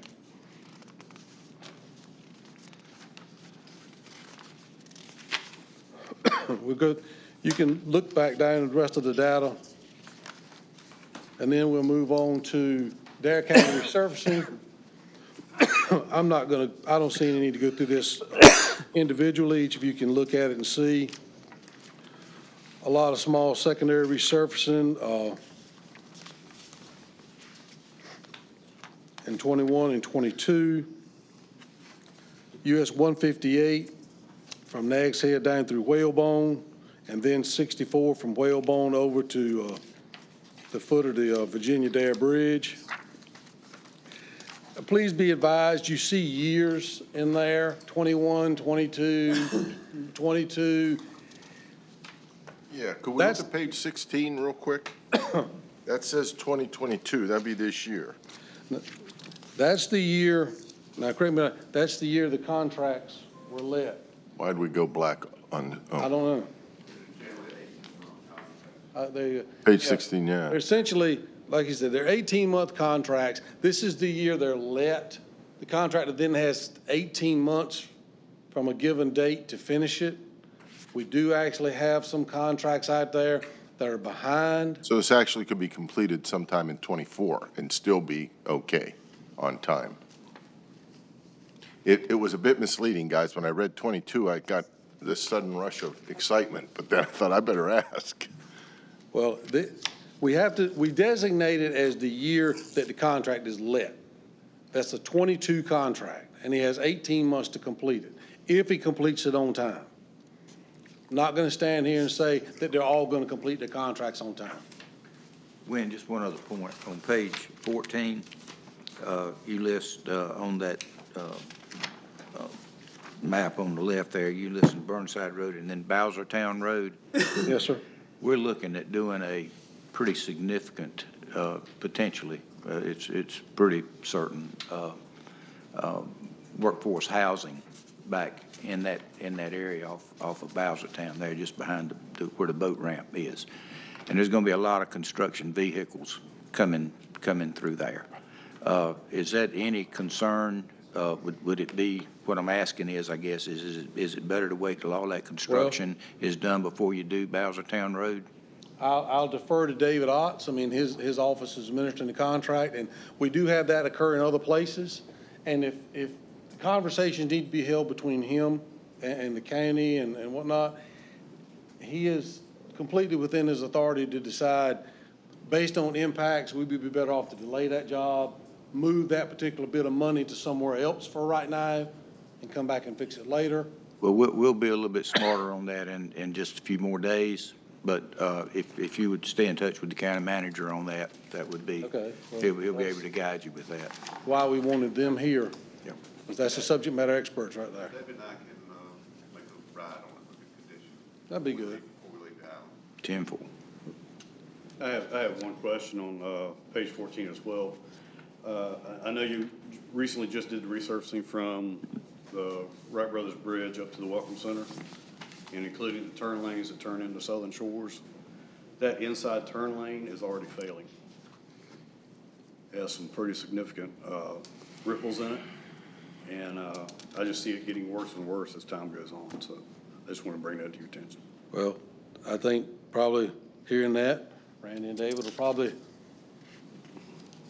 check Bowsertown and make a trip through there on their way back. So we appreciate that. And yeah, we do know that there have been issues. To be honest with you, you see failures like that. And a lot of us wring our hands a lot. We've seen that across the state. And I don't think anybody's really put their finger on why that we're having these issues with our pavements. When you go out there and mill it and tack it and put it down and it passes density, it passes all the mix design, that the mix was made with all the ingredients and all the specs are met, and it's put down and met, and then it lets go. There's a lot of that going on. I know you've seen it everywhere. Mm-hmm. Well, we've seen it in Currituck, unbelievable. Yeah. I mean, it blows my mind how many times y'all paved that in recent years, and it continues to fail. I don't, of course, no, not pointing fingers at you guys. When you do all the testing, it meets all the criteria. Yeah. Maybe that criteria needs to be studied a little bit harder or something. I don't know. Well, that 5-lane animal. That's that 5-lane animal that exists all the way up through there is something that's another thing that keeps you up at night. And I think if anybody here that's sitting over here and myself could snap our fingers and do something with it, we would. But that's another one of those things that's beyond our beyond our capability here in the division. Yeah. A lot of traffic on roads these days. I wonder if the impact of the, when we were doing this stuff in the 70s and 80s and 90s and stuff, but the vehicle amount is doubled, probably sometimes tripled. I don't know. Who was on the 5-lane? Was any of y'all on the 5-lane, y'all? Or was that before your time? I remember driving on it when I was in high school. Yeah, we were still in high school. So, yeah, I mean, there's no doubt. You know it is. The traffic count is way beyond what it used to be. And we all know that there's issues up there with safety in that area. We get repeated calls about doing something. And to be honest with you, it's just not that easy. Stoplight is not the magic bullet. It doesn't fix anything. A lot of times it makes things worse. You know, when will everything be completed on 158, 168? I'll be optimistic saying into this month. Okay. The only thing that's got shoulders are done, just waiting on pavement markings. And the rumble. Snow level marker, and rumble strips have already been cut. Oh, see, so the rumbles are in, the final pavement markings will be shined up later. You know, there's a lot of it that is a human factor that's hard to fix. How about a whole bunch of it is human factor that's really hard to fix? Man, you know, we have our regional traffic engineer investigates every accident, especially the fatalities and every serious accident. And a lot of times it has been a medical, substance abuse. Yes. Fell asleep. You know, it's not necessarily the road caused it. Now, I'm going to be straight up with you. I told Currituck last time I met with them, less than a month ago, the only way to stop it is stop people from being able to cross the median. And everybody goes, oh my God, no, you can't do that. Well, you know, there's not much of an alternative. I mean, I think Ronnie, I'll tell a story. Ronnie told his daughter when she's driving out there, drive in the far right-hand lane, over there, just as far to the right as you can get. Don't get anywhere near the middle, because at least if somebody comes across there, you got time to watch. That's exactly right. But I mean, what do? Physically stopping people from being able to cross into the opposing traffic is the only real way to fix it. Nobody here wants to go out there and post it 35 miles an hour. Who wants to drive from here to Virginia 35 miles an hour? None of us will last if we try that. So I don't have the solution. The bypass out here is the same way. Yeah. Turn it into a racetrack. And honestly, you better put a signal on in plenty of time before you even attempt to get in that middle lane. well, do like I do. When I come down here, I go down somewhere and turn right, and go down somewhere and turn right and come out. Yeah. You know, That's right. I don't try to use the middle lane. I go around the block. I go down 12, come out on the right side where I want to be, and get out of the signal and get where I want to go.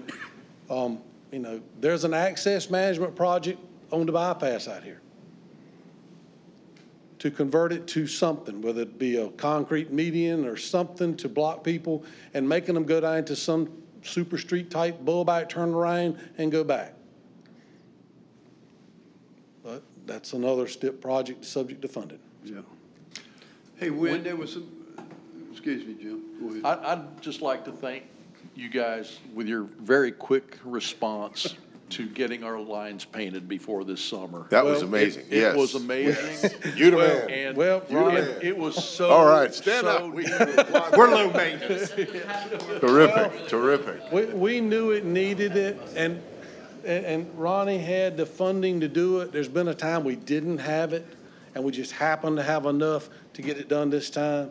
And somebody's going to say, well, you're going to turn right and pave it next year. Well, that little bit of money is money well spent. Yeah.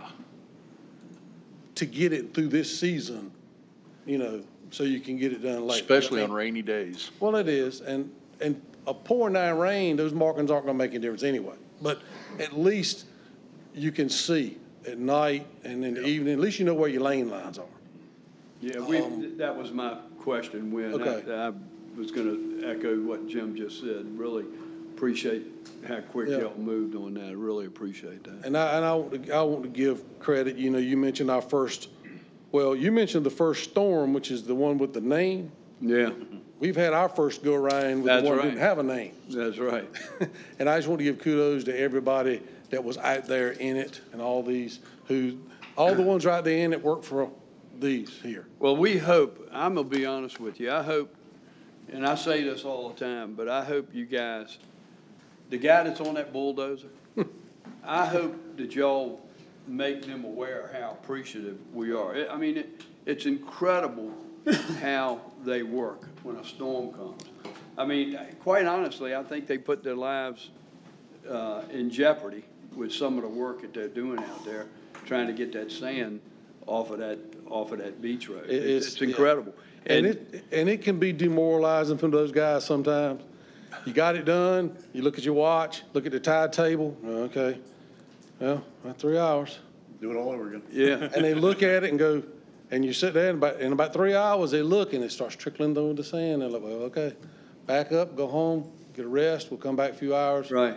And do it again. But they just do it, Well, period. please let them know how much we appreciate their work. It's incredible what they do. Cue cards are a wonderful thing. Markings on the bridge are underway. There you go. Wynn, what can we do?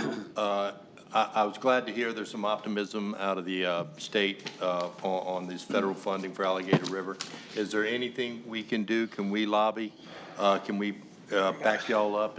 Can we reach out to the highest levels of? As they tell citizens in general, don't hesitate to reach out to your representative. I don't think there's any issue with a body reaching out to their representative saying anything you can do to help, please help. I mean, all you can do is ask. And if you don't ask, you don't get anything. But to just continue to ask, to continue to stress how important it is, and how critical that link is. I mean, obviously for the economic engine that is Dare County, but also just the safety and the comings and goings of everything that go back and forth across there. I mean, our environmental officer told me last week he'd been down here like 8 times on a road and he got stopped 6 out of 8. I asked him when he was going to get a lottery ticket, and he said he didn't know yet. So, but you don't have to work hard to get caught at alligator this time of year. Mm-hmm. Dead of the winter, you might make it. This time of year, spring and fall especially, you might as well go on and add 30, 45 minutes to your trip because you're going to get stopped. Any other questions? I got one. So you mentioned 182 years of service between the 7 of y'all. It don't take a rocket scientist to know that I hope you've got a pretty good feeder program because that's 25 years per person. And I know my buddy Gretchen and Randy and y'all probably getting ready to. Well, I'm going to put them on the spot. I'm going to put them on the spot. I got 31 and a half. 28, 30, 23, 22, 4. Hey, there's the backup. Yes. Let me tell you something. There's the rookie.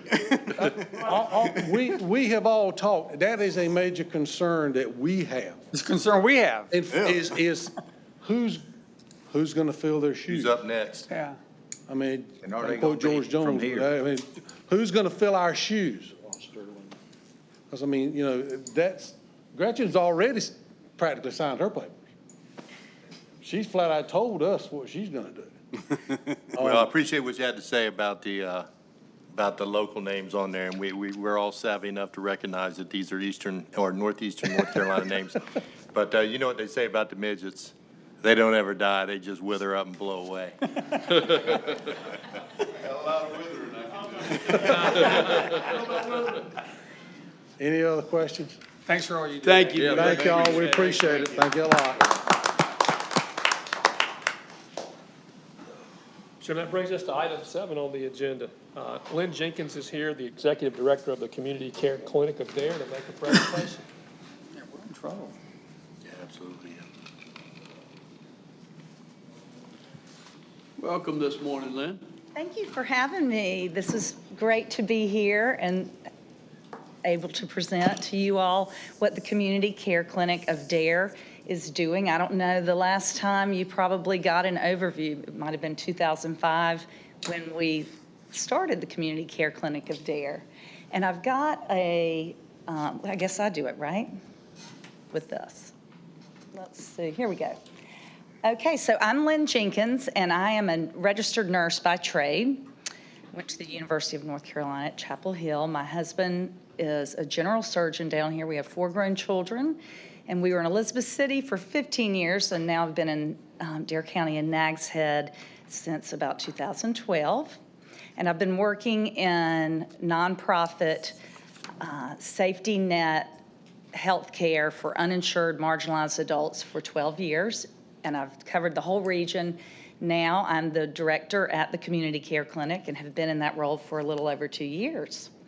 So the Community Care Clinic, we lease the building, the old Outer Banks Medical Center from town of Nags Head. And I just was at their Board of Commissioners meeting, and they are extending our lease. We have a landlord consent for 5 years after the month-long public advertising. And the reason I was there was, luckily, I applied to Senator Burr's office for the first federal funding that they have opened up to free and charitable clinics. I don't know if you're familiar with federally qualified health centers, but they've been funding those centers for a long time. But this year, with all the lobbying of the North Carolina Association for Free and Charitable Clinics and the National Association, the federal government finally realized that our clinics are serving millions of people across the country. There are over 75 clinics like ours in the state. And even if they expanded Medicaid, there would be a huge need for the free and charitable clinics, as a lot of people still wouldn't qualify. So we're excited about that. And the reason I applied for the federal money is we are going to integrate a dental clinic into our clinic. And we'll get to that in just a minute. So here's the building. I don't know if anybody hasn't been there, come visit us. We'd love to give a tour. Our mission is to provide basic health care, medication assistance, and wellness education for financially challenged, uninsured persons living or working in Dare County. So we have some in Hyde, Terrell, Currituck County that drive in to work in Dare County. And we want to create and sustain access to health care for everyone. Here's our current board of directors. Jennifer Allen is our Outer Banks Hospital representative. Oops, let's see. Here we go. We always have 3 entities, well, on our, am I doing right? No, oh, okay. So we always have a representative from Outer Banks Hospital, Albemarle Hospital Foundation, and Dare County Department of Health and Human Services on our board because they were the 3 entities that came together and formed the Community Care Clinic. Sheila Davies, who's the director of Dare County Department of Health and Human Services, Janet Jarrett, Albemarle Hospital Foundation. We also now, our vice chair is Lisa Kimball. She is a nurse educator for College of the Albemarle. And then you can see our other board members. Dr. John Sanchez is our medical director. And we have a good group. We have a patient representative on our board now. How often does that board meet, Lynn? We meet every other month. And then on the odd months, we have our executive committee meeting. Services provided, full primary care, health education. We actually have a nurse educator now. She's certified in culinary medicine and spends an hour long with our diabetes patients. We have a Latino outreach worker who is a certified health coach. And our goal is to go upstream and do a lot of education to lower overall health care costs by alleviating people of the awful outcomes when you don't have regulated diabetes or hypertension. So we're really making an effort to avoid the issues that people have. Medication assistance, we are going to add a pharmacy, and I'll get to that in a minute. But right now, we go through pharmaceutical assistance programs. We can help seniors without Medicare Part D access very expensive brand name medications. We have a large mental health medication program with Bear Pharmacy, Beach Pharmacy, and Island Pharmacy, Bear Drugs, I'm sorry. Our mental health patients can go pick up their medications there free of charge to them, and we are vouchered through a state program called Trillium Health to reimburse for that. We order specialist care. For example, I can send someone to my husband, who is a general surgeon. If they have a hernia that they can't do their job, He will donate his services to fix that. At the hospital, they'll apply for financial assistance. So it's all coordinated care to help uninsured navigate the healthcare system. X-rays, ultrasounds, we have our own lab and some discounted lab through Quest Diagnostics, and we do full labs. We test for hepatitis, we, A1Cs for diabetes, across the board. We have an arrangement with Chesapeake Imaging Center, where they donate MRIs and CTs, as many as our patients need, which is very helpful and a wonderful partnership. We do colorectal cancer screening at 45 for every person 45 and over, which is the gold standard for the National GI Society. And Quest Diagnostics has reduced their cost for those FIT tests, which is like a Cologuard test. If somebody comes back positive, needs a colonoscopy, we can send them to Vidant General Surgery or Centera General Surgery in Elizabeth City, and they can get that screening, that diagnostic colonoscopy. We joined the forces for COVID-19, doing vaccines, testing. We actually went out in the community to Spencer Yachts while they, and their employees still on the clock. They came out, got vaccinated, had a wellness screening, which was another wonderful partnership. Sick visits, people can get a same-day visit if they are an established patient. We do diabetic retinal eye exams for our patients with diabetes. We do mental health screening. We refer them to either Port Human Services, or as if we can find other mental health providers. Substance use disorder referrals, medications, and we have just teamed up with Roxana Ballinger, who's on Saving Lives Task Force with Commissioner Overman, and we are going to begin to offer medication-assisted treatment for opioid use disorder. We're going to do an oral naltrexone and the injectable Vivitrol, which is filling a void in this community where we do have places that will do methadone or Suboxone, but there was nobody in Dare County providing Vivitrol, which is an injectable medication that suppresses the craving for opioids and alcohol. It's very, very wonderful for alcohol too. We are waiting for the Vivitrol rep to get back to us. We have a nurse practitioner that's going to be dedicated to prescribing that underneath Dr. John Sanchez, and we are looking forward to having that program and partnering with the Correctional Center, inpatient resident programs where people are coming out of drug treatment, and that might even lead to more medication-assisted treatment. Who do we serve? Right now we have an active 730 patients in our primary care clinic, 18 to some are over 64 if they don't qualify for Medicare.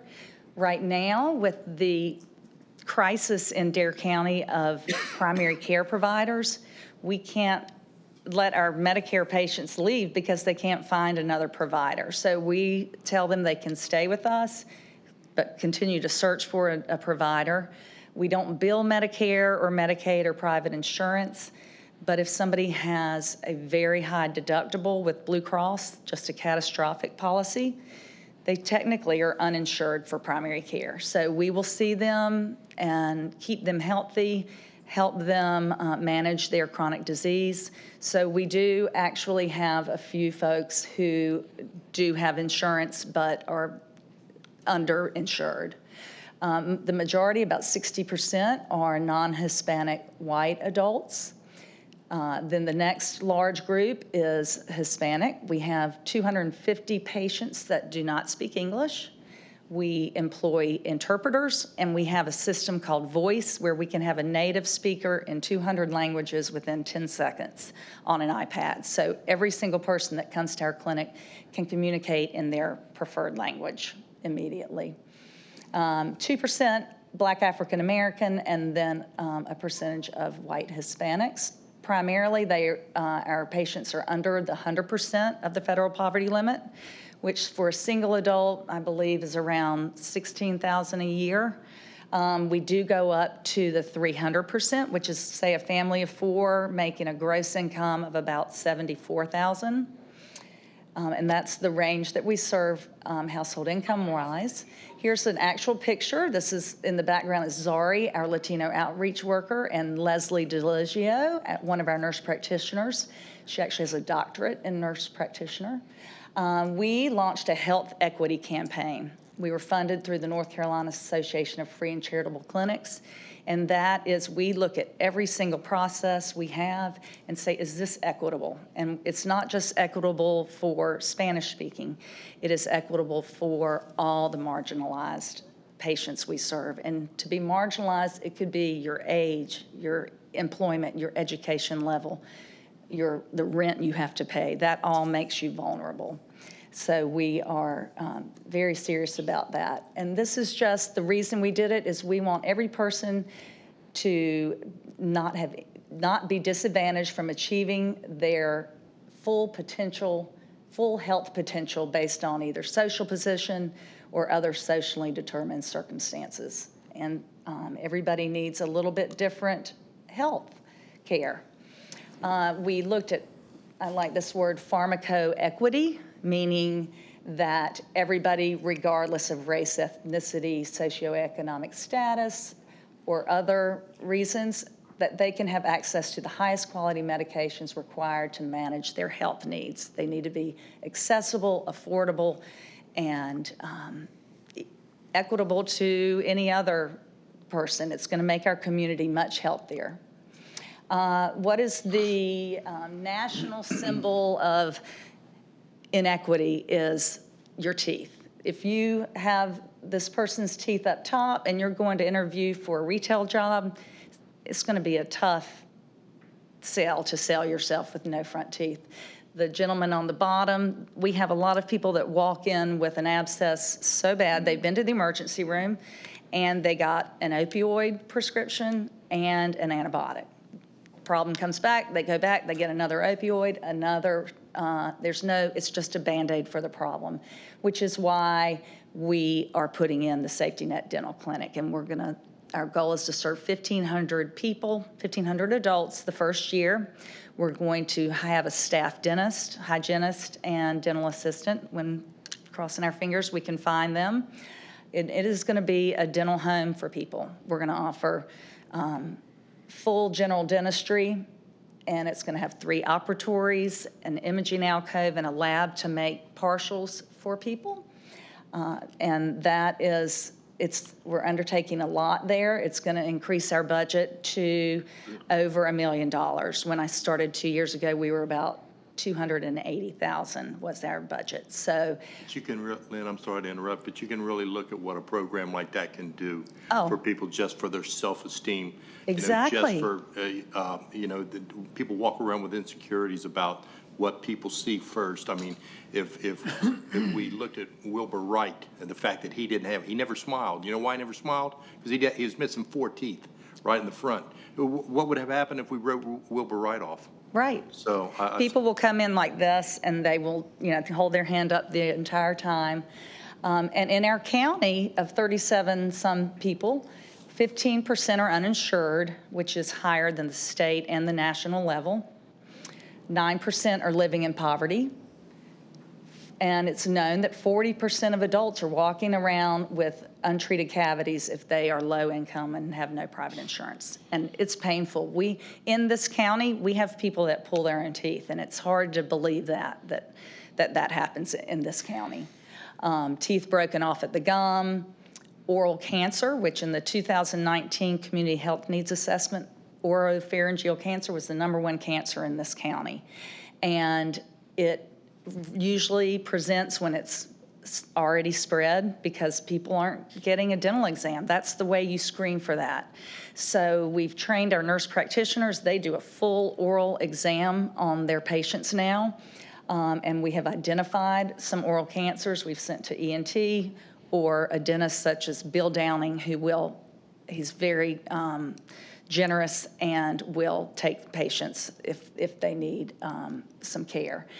But it's also, bad oral health is linked to worse diabetes, hypertension. It's just cardiovascular disease.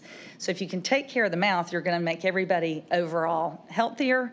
They're more productive. They aren't missing work for a week.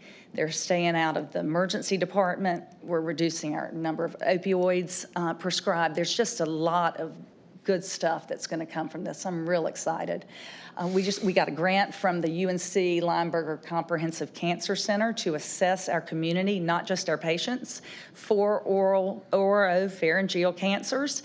And now we are moving into a second grant with them for $20,000 to implement a way of screening patients in our new dental clinic to get those cancers early. This is us. We were out at, this actually was Spencer the day we did the COVID vaccines. And we went mobile, which is really fun. We try to get out in the community at least once a month and do wellness screenings. So here's on top who is funding us for the dental clinic, $423,000 of congressionally directed spending. That will go to the actual renovation of the back part of the building and the large dental equipment, which is wonderful.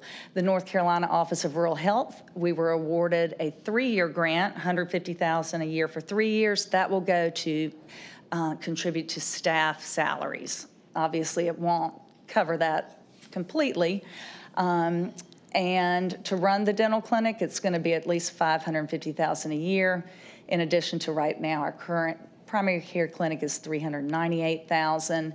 And when Karen Reeder will come up and talk to you, we're also adding the pharmacy, which is going to increase our budget as well. Right now, we are very grateful for the Dare County contribution of $67,500 a year. Town of Nags Head reduces our rent. Town of Kill Devil Hills, $10,000 a year. Outer Banks Hospital, $84,000 a year, and they pay my salary, plus they provide $20,000 a year for direct patient care. And then local foundations, churches, businesses, and individuals. This morning, Larry Barker and Thomas Bruce from Town Insurance came and brought a check from the mullet toss that they had. And so we are appreciative of everything that we receive, and it is a good use of funds. If you invest in free and charitable clinics, for every $1 spent, $7.40 worth of health care services are provided. So we can stretch that money through our partnerships. Here, just a few of the collaborations locally, all of the nonprofits, COA. We hope to house their dental assistant students for clinical hours in our dental clinic, so that'll be a nice partnership. Regionally, all the hospitals in the region. Statewide, Office of Rural Health, U.N.C. Lineberger Cancer Center. We have a big partnership with East Carolina School of Nutrition. They come bi-weekly in the spring to offer cooking demonstrations and for diabetic patients, which is a wonderful service. And then nationally, we are in a grant with the Harvard School of Public Health, one of about 7 clinics in the nation.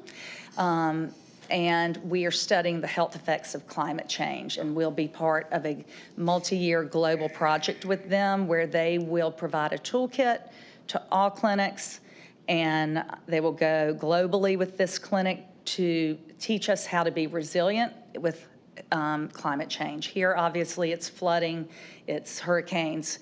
We have clinics in California in the program with wildfires, down in Texas, up in the Northeast. And it has been wonderful to share our story and learn nationally. But we are excited and we are accepting new patients. I think we're the only primary care clinic on the island that is accepting new patients. And I wanted to come and tell you, because I know, most people say, oh, we've never heard of you. And we're doing a lot of work and expanding to serve a lot more people in a lot of other programs. So real quick, I want to introduce Karen Reeder. She's going to be our new pharmacist at the Community Care Clinic, and she's going to tell you what she does. Yes, and then we'll answer questions. Hi, I'm Karen Reeder. I've been licensed from Chapel Hill as well. for 27 years. I was born in Elizabeth City, raised Elizabeth City and Nags Head. My family runs back to the Payne family from Eastlake, so we haven't gotten very far. We have definitely, I owned my own pharmacy in Elizabeth City, and then I managed Independence and Community Pharmacy, Gates County, Edenton. I've worked everywhere in our northeastern North Carolina. My goal has always been, and the reason I'm in my profession, is to take care of my community. When I moved back 6 years ago, this was my first objective, was to put pharmaceutical care back to the indigent community as well as just uninsured, and information and wellness for the whole community in the county. After 27 years, having worked in Independence Hospital, all in northeastern North Carolina, the need is there of information.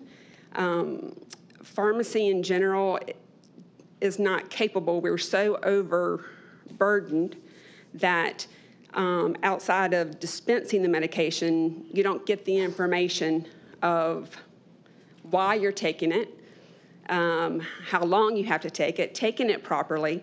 So healthcare is been a miss, and it's more so in small towns. I work in Raleigh as well, and that's a more educated population. They'll still come up with questions, but nothing like it is in northeastern North Carolina.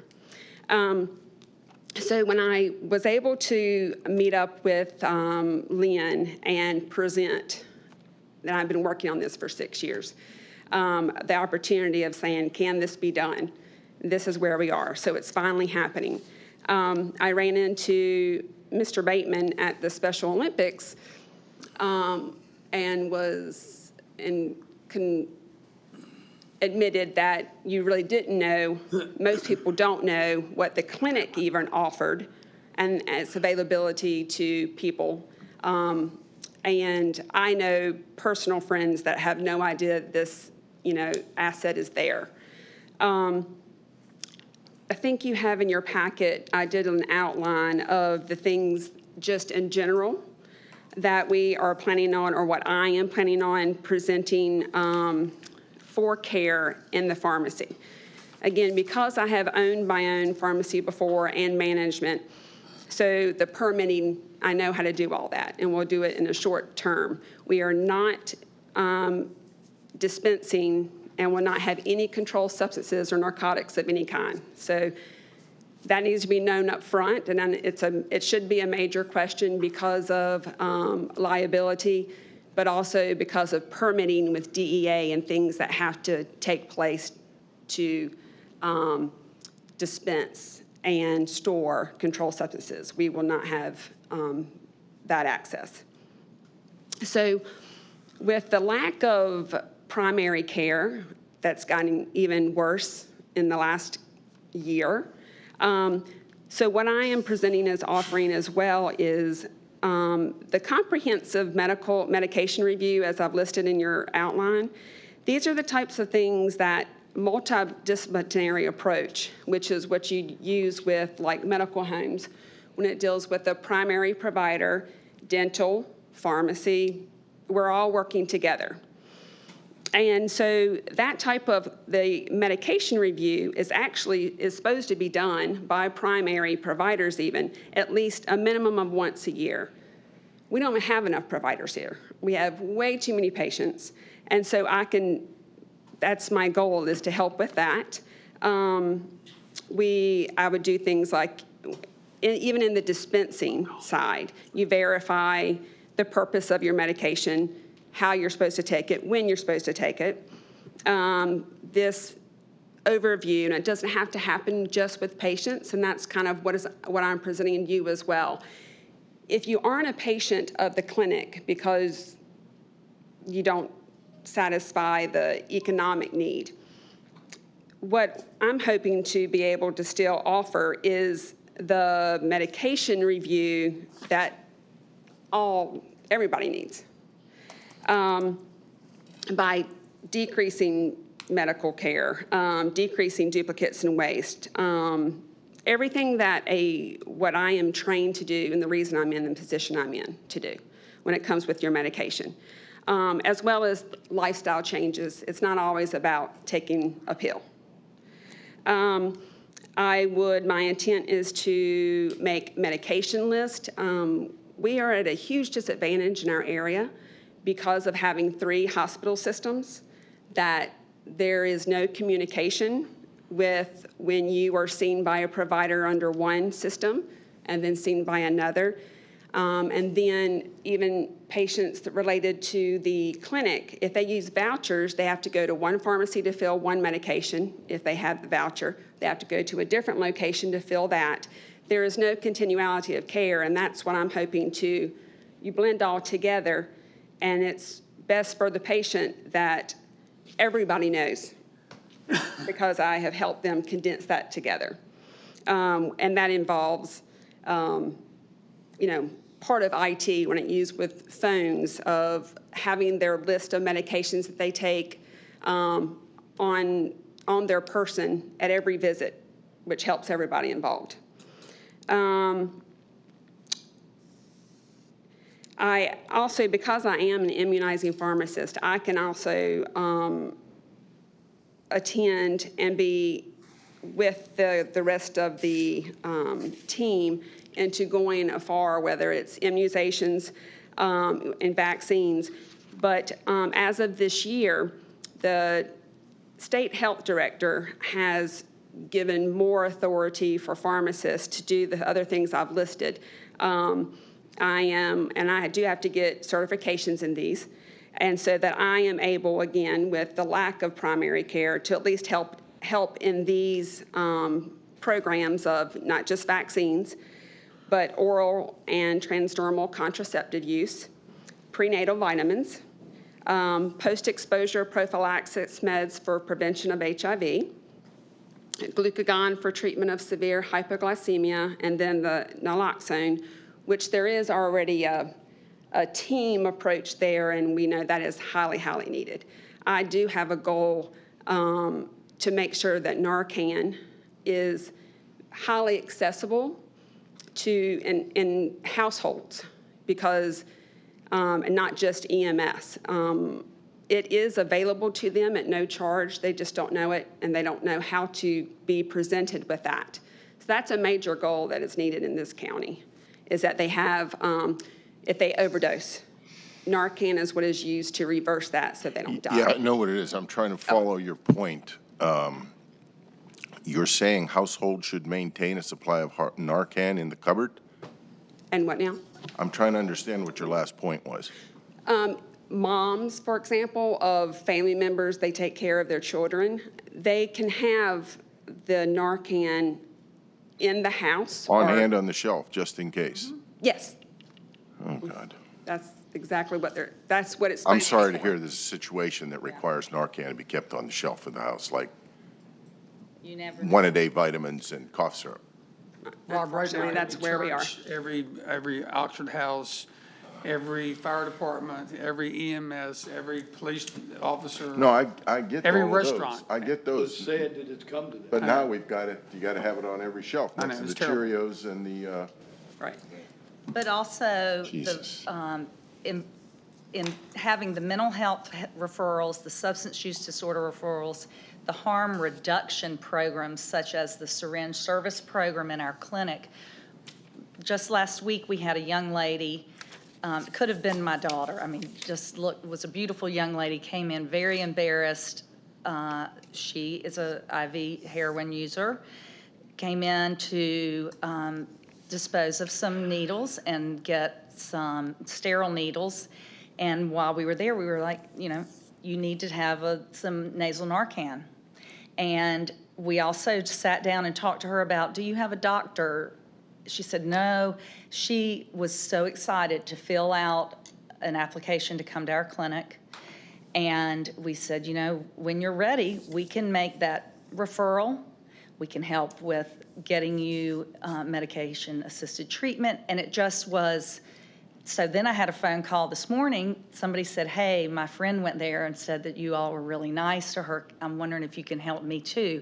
So I think the more that we can get into that community and just provide options, so when they are ready to make a difference, they're heard, and we make them feel comfortable, and it's everywhere. This lady was a painter. We serve the hospital, the restaurant staffs, we serve the landscapers, the housekeepers, everybody that are these essential workers that keep our tourism going. We couldn't have this community and all of our tourism without these important workers who a lot of times aren't really heard. So we're doing our part by listening to them. Karen's going to sit down with them, and now we have people saying, I have insurance, but I want to come to your diabetes educator because my friend said her A1C level has dropped because they tell her what foods she can eat and what exercise, and we're just really able to spend time with people, and it makes a difference. It makes a difference in mental health and just the tending to their housing, food insecurity, domestic violence. We have referrals and resources and people who follow up with them, and it's a great place to be. So anything else, Karen? So it's about getting the information out, not only what the entire clinic is, and that we are there to put the information, the pieces together.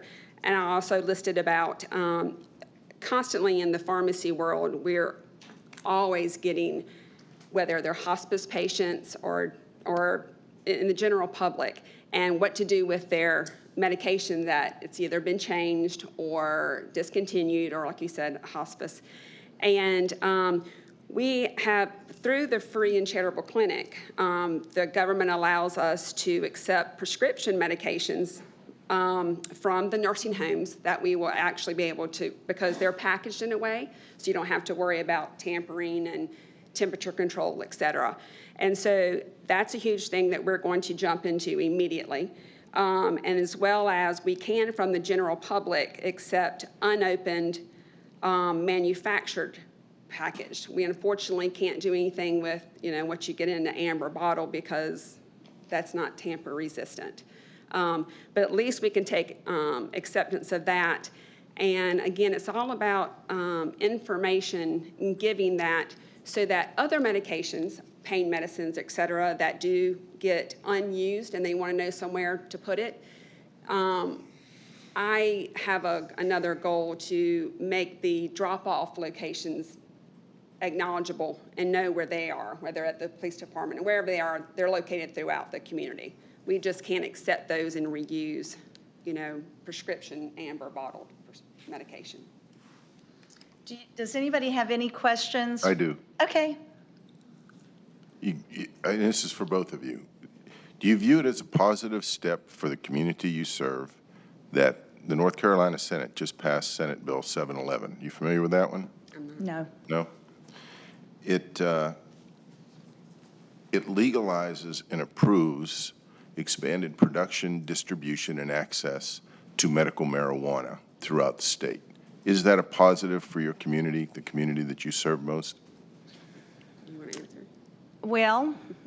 Do you view it as a positive step? I do. You do? I do. Okay. No question asked. That's what I want to know. And I've done some extra. Briefly, education on it. why would that be a positive for the community that you see mostly and serve?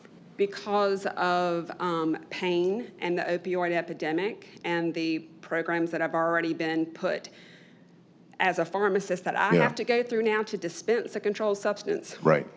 But PTSD and being in a state that is military encompassed, like Virginia, it absolutely.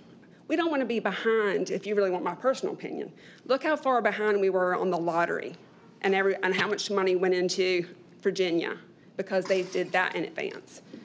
We should not lag behind The lottery the importance and marijuana. of this type of thing. Okay. Got it. All right, anyone else? I don't. Lynn, thank you for all you do. And I think this is really, it's been enlightening to me. I knew what was going on at the community care clinic, but it wasn't really abreast of what was happening, especially with the pharmacy as well as the dental. And thank you for the Vivitrol shots. Absolutely. That's really important. I think that's going to be a thing for the, unfortunately, something we need. Absolutely. At least we have someone to administer it. We know how busy you are, but just people that have nowhere to go, that they can actually have somebody who will listen to them. And you got a lot of stuff on your plate, but sometimes you just gotta listen. Right, we love it, and we encourage people that are even insured, we're like, call us and we can help direct you. We have people with, a fifth grade education that we sit down and help them fill out their application for assistance at the hospital. Really, we look at people, we are the yes clinic. We will not say we can't help you. We're just like, okay, let's figure out a way. Everybody is a different puzzle, and it's great. We have morning breakfasts where Build a Better Breakfast. We serve diabetes-friendly foods, have the recipe. They come get a brown bag full of breakfast before they go to work.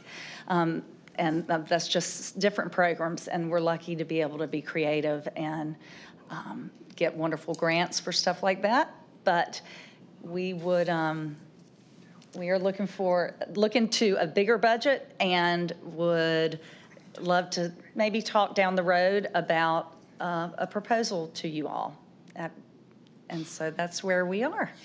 All right, well, thank you so much, Thank you, ladies. Lynn. Great Thank work. you. Appreciate all you do. We Yeah. appreciate you. Great Thank you work. so much. Really great work. We're going to take a 5-minute break.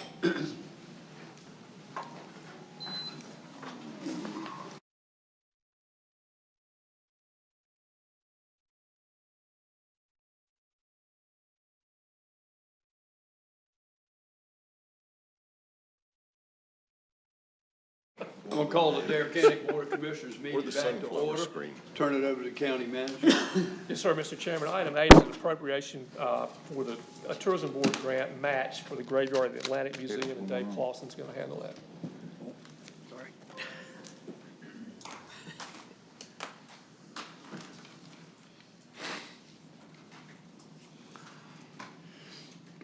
Good morning, Dave. Good morning. Diane from the Tourism Board is here. I talked with her. I'm sorry, this is I didn't look at the agenda. Is this the match? This is the This match. is the match. For the Okay, graveyard, okay. yes. Yep. All right. And it's a request that we had of $250,000, which is to match a grant that the Tourism Board made last week, which is your next agenda item, is to give your approval of that grant.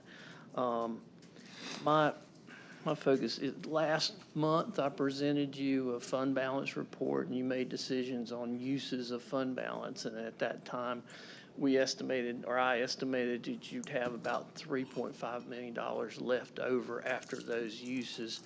I think that number's still pretty close. We've lost some helicopter revenue, but we're ahead on sales tax from where I thought we would be. So you're looking at about, after this item, that number becomes $3,250,000 instead of $3.5 million. Your match, the applicant to the Tourism Board was a nonprofit Friends group of the Graveyard of the Atlantic, so your match is to the same group. I spoke with a gentleman from the state named Aaron Lawrence, who is the construction project manager for cultural resources. He's fine with that structure. There might be some cash flow issues with how the Friends group, the nonprofit, handles the cash flow to the state, but Aaron said they would work with the nonprofit on that. I talked to Diane that the Tourism Board is a reimbursement grant for a completed project, but it doesn't necessarily have to be the whole construction project. You can pick out say an audio-visual portion of that project and have that portion completed. So we'll help. I can help. She can help work out if they do have cash flows issues and talk to Mr. Lawrence at the state. So what I've included on here is appropriation, a budget amendment to appropriate $250,000 to match the Tourism Board grant. And how much was the original from the state again? Do you remember that? 4.2. Was it 4.2? Okay. Just for some context, several workshops ago, I don't remember how many it was, Commissioner Couch, we talked about they were trying to get the legislature to appropriate the funds to complete the museum, and we talked about there would be approximately a $500,000 deficit, and would the county be willing to participate?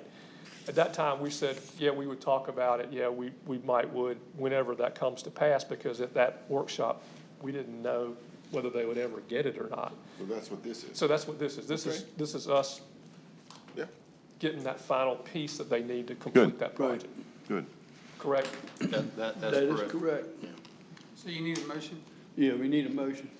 I make a motion, we consent expenditures of $250,000 for the Friends of the Graveyard Atlantic Museum. Second. All right, thank you, Commissioner Bateman, and seconded by Commissioner House. Any further discussion? Hearing none, those in favor signify by saying aye. Aye. Opposed, like sign. Motion carries unanimous. Thank you. Chairman, item 9 is the Dare County Tourism Board requests consent expenditure from the long-term unappropriated grant fund line, item 4585. And Diane, thank you for waiting through this meeting. But she's here for that presentation. Good morning, everybody. It was a very interesting meeting, though. So See what we get the benefit of, Diane? Now you can join us. we do look forward to partnering with you on this grant to the Friends of the Graveyard of the Atlantic Museum. The museum down there has been a really nice asset to visitation on Hatteras Island and to the community in general. So we are asking for consent on an expenditure from the restricted fund for this grant to the Friends of the Graveyard. All right. Thank you, Diane. Is there a motion to do so? Move to approve. Motion by the Vice Chairman to do so. It's been seconded by Commissioner Bateman. Further discussion? Hearing none. Those in favor signify by saying aye. Aye. Opposed, like sign. Motion carries unanimous. Diane, thank you, and please express my appreciation again to Chairman Midget for allowing me to, Tim Midget, Cafferty, excuse me, to attend your meeting the other week in support of this. And y'all moved really quickly on that, and I appreciate it. Well, thank you. You all moved quickly, too, and thanks to Dave to be able to work through everything to get it all figured out. Yeah. Thank you once again. Thanks. Sorry you had to wait so long. Brings us to the consent agenda.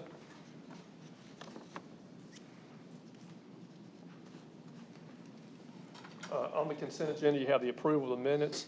You have the required policies pertaining to the expenditure of the ARP, CSLFRF funds, the amendment to the grant project ordinance for the American Rescue Plan SLFRF grant, North Carolina U.N.C. Greensboro grant application, Dare County Sheriff's Office Regional Human Trafficking Task Force. You have the NC Department of Transportation ADA compliant curb ramps, and you have the Avon Property Owners Association 4th of July 2022 fireworks display. Move to approve. There's a motion on the floor by Commissioner House to approve the consent agenda as presented. Is there a second? I'll second it. Seconded by Commissioner Tobin. Any further discussion? Hearing none, those in favor signify by saying aye. Aye. Opposed, like sign. Motion carries unanimous. And then the final matter on your agenda is the Virginia S. Tillett Community Center, or these are the board appointments. The first of those is the Virginia S. Tillett Community Center Advisory Board. The terms of Linda Hester, Cindy Perry, Ray Ott, and Sarah Hester Smith expire, and they are all recommended for reappointment. Yeah, I sit on that board, and I would make the motion to reappoint Linda Hester, Cindy Perry, Rhea Audie, and Sarah Hester Smith to that board. Thank you, Commissioner Ross. Appreciate it. Is there a second? Second. Seconded by the Vice Chairman. All those in favor of the motion signify by saying aye. Aye. Opposed, like sign. Motion carries unanimous. Next is the Wanchese Community Center Board. The terms of Joyce T. Meekins and Robert L. Walton expire this month. Robert Walter, is it Walter or Walton? Walton. Walton wish to be reappointed. Joyce Meekins does not wish to be reappointed. The board has asked that you select between the applications of Justin Bateman and Elizabeth Creef Meekins to fill the vacancy. Move to reappoint Robert L. Walton and move to appoint Justin Bateman. Second. Okay, there's a motion on the floor by the vice chairman and seconded by Commissioner Bateman. Any further discussion? Hearing none, those in favor signify by saying aye. Aye. Opposed, like sign. Motion carries unanimous. Next is the Dare Library Board. It has 2 vacancies. Applications have been received from B. Bass Knight, Maggie May, Susan Poff, Aaron Walton, and Kevin White. The Library Board recommends the appointment of B. Bass Knight and Sarah Poff for 3 Susan terms. Paff, yeah. I'm Susan, sorry, I'm sorry. Recommend to reappoint B. Bass Knight and Susan Poff. All right, is there a second? Second. Second by Commissioner House. Any further discussion? Hearing none, those in favor signify by saying aye. Aye. Opposed, like sign. Motion carries unanimous. Next is the Pheasant Center Advisory Board. The board has 2 vacancies, but recommends Wendy Munden for appointment to that vacancy, to one of those vacancies. Move to appoint London to the the one vacancy. Okay, there's a motion on the floor by Commissioner Couch. Is there a second? Second. Second by Commissioner House. Any further discussion? Hearing none, those in favor signify by saying aye. Aye. Opposed, like sign. Motion carries unanimous. And then finally, it's the Game and Wildlife Commission. The terms of Timmy Midget, Mike Johnson, and Edward Bo Meekins expire in July. They would all like to be reappointed, and you have no applications on the file. Move to reappoint. Motion on the floor by Vice Chairman to reappoint. Is there a second? Second. Seconded by Commissioner Couch. Any further discussion? Hearing none, those in favor signify by saying aye. Aye. Opposed, like sign. Motion carries unanimous. That'd be your agenda, Mr. Chairman. Thank you, County Manager. That brings us to item 12, which is Commissioner's business and County Manager's business. Commissioner House, would you kick that off today, please? Oh, sure. May 25th and 26th was the North Carolina Division of Marine Fisheries Commission meeting held down in Beaufort. And I did attend that meeting and presented the 2 resolutions that we had passed by the board. I was the only one there to speak on the position of reallocating, putting more allocation to the Albemarle Sound thing, management area. And even with that, there was some discussion on the board of possibly doing that, and then it just kind of fell apart. So that did not happen at all. I also put in our resolution for the to lift the ban on gillnet use. That was very heavily debated, as you can well imagine. And once again, the commission voted to keep it in place, even though there was many who spoke on that resolution and on that topic, and even though there was no scientific evidence to support keeping the ban in place, the commission still voted to keep the gill nets out of those rivers, which was kind of disappointing, seeing that the fact that still our Marine Fisheries Commission is leaning, some members are leaning more towards special interest groups than they are the actual science of our fishery. I was hoping that with the new board that's in place, we would have some changes in that, but obviously we do not. So on to the next fight that will come up with them as well. So I just want to put that out there that we were there. We made a good stand. but like I said, kind of fell on deaf ears, at least with some of the commissioners. Another thing on our fisheries, I want to put this out on your radar. It's something that's rumblings right now and starting to talk about. The federal government is actually looking at another windmill farm off of our coast, because we're all familiar with the one off the coast of Kitty Hawk. This one, however, will be about 30 miles off from Oregon Inlet. This one would be, unlike the Kitty Hawk Wind Farm, this is right in the area where a lot of our long line commercial fishermen fish, so it'd be detrimental to that aspect of it. Also with our charter fleet, they would actually have to go, depending on where they're going out there, some of those would actually have to go around it. So that's something that's come up on the radar, and I just want to let y'all be aware of it, that something is coming. We'll see, we'll keep a close eye on it, and if we need to, we will be working on it, but we'll see what needs to happen. Also, in our Day of History, it's been brought up several times today, but it's the most important thing that's happened in our history on this day, is the Normandy landings, where the landings and operations associated airborne operations on Tuesday, June 6, 1944, of the Allied invasion of Normandy and Operation Overlord during the World War II. Code name Operation Neptune was often referred to as D-Day.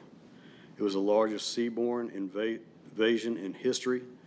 The operation began with the liberation of France and later Western Europe, and laid the foundation of Allied victory on the Western Front. You know, I wish that sometime today we can all take a moment in your personal lives, a moment of silence for all the human lives that were lost on that day, and also what it means for our day at the beach today is a whole lot better than what their day at the beach was in 1944. Thank you, Mr. Chairman. Thank you, Commissioner House. Commissioner Overman, Vice Chairman. Thank you, Mr. Chairman. First of all, as we always do, I'd like to congratulate and send a special thank you to our service pin recipients. I believe it was mentioned that they represented 115 years of service, with many of them, all but one of them, 20, 25, and 30 years of service, which is really fantastic. Kirsten, Helene, Dorothy, Sweet Pea, and Veronica, and that's really something. And also to Amy Elkin, our Employee of the Month. This past Thursday, Commissioner Ross and Commissioner Bateman and I attended the Special Olympics send-off, and I'm sure they'll have some words to say about this over here at the Virginia Tillett Center. And I'll tell you, it was fun, it was exciting, and it was electric. And that was just how we felt. The participants were even more excited than we were, and it was very infectious to watch them as they were announced individually, as they ran out on the floor and then went up on stage. It was really quite something to see. And then the party afterwards, when the dancing was going on, was very, very special. And if you get an opportunity next time to have one of those, I encourage everyone to go see it. How many athletes were there, Vice Chairman? How many what? How many athletes were there? Oh my goodness, I don't. 33. Yeah. Wow. How many sponsors and chaperones? 17. Yeah. It was a party. It was fantastic. It was quite something. There's no two ways about that. That's all I have, sir. Thank you, Vice Chairman. Commissioner Bateman.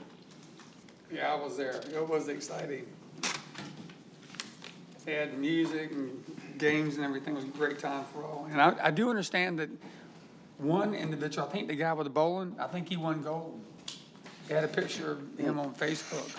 Well, he threw a 235 in practice. I believe this it guy was was him a that he won serious gold at the bowler. state, so Yeah. you know, so he brought the goal home, which is really good. Yeah, great time for all and very special Dare County residents. Saturday, I went to the Bill Walker Kitty Hawk Field dedication. Got to meet some guys in the family who I hadn't seen in almost 50 years. His younger brother, Chuck, which is Bill Walker's younger brother. So I had a great time down there visiting with those guys and had a great dedication. Bill, of course, passed away about a year and a half ago, I guess, a year ago. And he was a big giver in the community. He maintained these fields. He'd be out there at 10 o'clock at nighttime working on a sprinkler system or something, so it couldn't happen. It could not have been more of a better dedication for a guy who just gave for nothing, and good person. The other thing is, walking underneath the creek the other day, I happened to look, and this set of eyes was peering out from the produce bin, raccoon. And then so I went and tried to set a trap to catch him, because in North Carolina, if you have a raccoon, fox, or something like that, and you call critter getter, they will take them and they put them down. Well, I don't like that. So I'd catch them myself and take them up to the deep, dark parts of Kitty Hawk Woods and let them go and be happy ever after. Or to U.N.C, whichever way I'm going. As I turned the corner back by the seafood corner, there in box, there was another raccoon. I had 3. And the little baby raccoons, about like this. I mean, just real little teeny tiny babies. So it was very, very hard for me to catch them. So I did call the SPCA. And a young lady by the name of Miss Simpson came out on her day off and caught the raccoons and took them to a refuge, and where they hold on to them and then they let them go after they get a certain age or whatever. So great service that Air County does to the SPCA. Rob, I know you got friends over there. This girl was an asset to what she did. Yeah, there's some good ones there. Yeah, Thanks. just a good time and everything. And those raccoons, they were something very playful, but you got close to them and they were hissing, ready to bite. So I called it professionals. Kept one for a pet. I was thinking I had one when I was a little kid. Actually, I know a couple of people I'd like to give one to as a pet, see how that would work out. It'll be on next week's Pet of the Week. Oh, And yeah, the that's last why thing I've got certain friends in mind. Vice Chairman Woodard and Steve House and the Vice Chairman and myself went over to U.N.C's on Friday night. They had Greg Murphy was over there, and we talked about the inlet and jetties and so forth, and that was a very vocal group. Hopefully that their voices were heard by the congressman, and he's working on it, all I gotta say. That's all I got. Thank you, Commissioner, appreciate it. Commissioner Couch. I really don't have anything to say today other than what's already been said. It was a good meeting today. And that with the beach nourishment projects down on the island, they are very visible. The Great Lakes guys are so far so good. It's been difficult to find them housing. We have found somebody who will, these are the rank and file guys, that the dozer mechanics, the pipe fitters and stuff, the upper management guys, they're renting houses and stuff. But I'm just proud of our Avon and Buxton community for embracing these guys, because it is a challenge on these major projects that we're doing. People seem to realize that we have a housing crunch out here, but it takes a community to get by this. We're doing our part here with county government leadership and the initiatives we're doing, but at the same time, when your community steps up to help, that just makes it that much better. That's really all I've got. Business is screaming down there. We're going to have good numbers again. We just keep our fingers crossed about hurricane season. Great. Thank you, Commissioner. Commissioner Tobin. Yes, I just have a couple things. I would like to get the permission from the board to have Bobby draft a letter to Norm Sanderson, Ed Goodwin, Pat McIlrath, and Bobby Hannigo. We've got some pending legislation up there to change the match grant for dredging from 1/3 to 1/4 statewide. that would save everybody some money, and the fund is funded very well and can handle this. So with the board's good graces, Bobby can draft that letter. Is there a reason Senator Steinberg wasn't on that list? He's our current senator, yes? This is who I was asked to send it to. No, I was just asking a question why our current senator was not on the list that we're requesting support for. We would generally send it to our delegation Yeah. as well as Yeah. whomever, so, as the sponsors. And Yeah, It absolutely. seemed to make sense to me. Yeah. You'd send it to your delegate. Yeah. Before you vote, just for clarification on my part, the pending legislation is very simple. It just changes it 1/3. I showed you earlier a proposed change to it. Are we supportive of that change or just? I'm not, just because it limits it to 7.5. All right, so as currently written is As what we're currently asking written. for. Okay, and you want a letter or a resolution? I think just a letter. Okay, and I'll do it over the chairman's signature. Yeah. Okay. And it will, specifically ask for, To change it from 1/3 match to 1/4 So match. it's one sentence. It's a change to GS 143-215-73F parentheses C, and it says, the cost for dredging projects shall be one non-state dollar for every $3 from the fund. So, I mean, what is the significance and to 1 the to 2 reason now. for asking for this change? It helps Because me It cuts understand. down. It cuts down our section. I understand. I just want to make sure I'm clear on that. yeah, I There's mean, plenty of money in the fund. Okay, can you write it any, yeah. A little more, just simple always Clear. works for me, as opposed to let's circle the wagons convoluted, you know? yeah. We didn't write it, so Of course not. I'm sure, that's what it is. I'm sure a proud graduate of some law school wrote that. Sorry. All right, Jim, My lawyer bias is showing again, isn't it? Jim, would you put that in the form of a motion if you would? Yeah, I would like to move that the board gives Bobby the authority to write a letter in support of whatever that number of that Change to the legislation statute I just read. as written. I'll Okay. second that. All right, pardon? I'll second All that. right, seconded by Commissioner Couch. Any further discussion? Hearing none then, those in favor of the motion signify by saying aye. Aye. Opposed, like sign. Motion carries unanimous. All right, thank you. And the only other thing, I had a phone call from Congressman Murphy asking to spend some time with me and talk about the inlet. So I invited him over to my house for lunch last Friday, and we spent a couple hours with the congressman and Ray Celeste and Lindy Robinson, who are both staff members.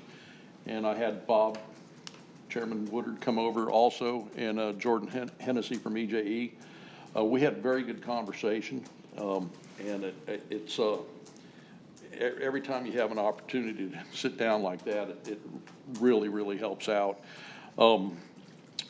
Just to give you a heads up of some of the things that came out of it,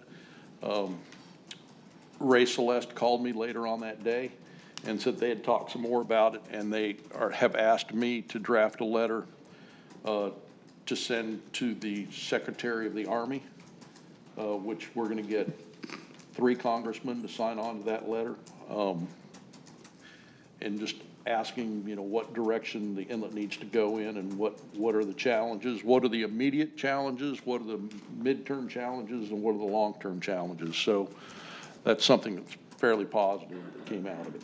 But Congressman Murphy's well aware of the challenges at Oregon Inlet. That's all I have. Thank you, Jim. And it was an extremely, really productive meeting. I've got a lot of confidence that the congressman's going to really make a difference for us. Thanks for coming, too. Thank you for having me. Commissioner Ross. Yeah, I'll wrap it up for us.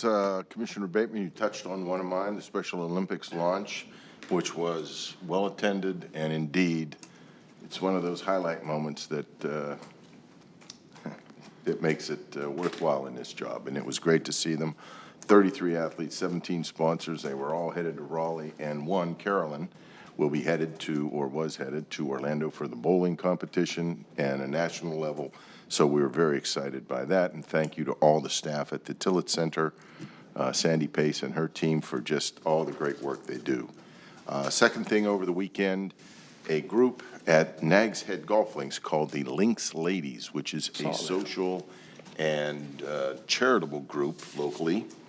And every year, they hold what's called the Drive for the Cure, where money is raised specifically and only for breast cancer and reproductive cancer victims in Dare County. And this past weekend, they were able to resume after a 2-year hiatus due to, I'm not even going to say it, due to what everybody knows. And we had 124 golfers, 60 volunteers. No men played. This is women golfers only. And in the past, they have raised in the neighborhood of $30,000, $40,000 a year, Mary Helen. And it all goes to families and women locally. So that's just a shout out. Yeah, lots of pink flags. And weren't you in a pink tutu or something, Rob? I was in a pair of pink knickers with Argyle socks and a cap, and I was a designated golf ball hitter over a very large pond, which can sometimes present a challenge to some of our. All right, Oh, yeah, so what was your record for the day?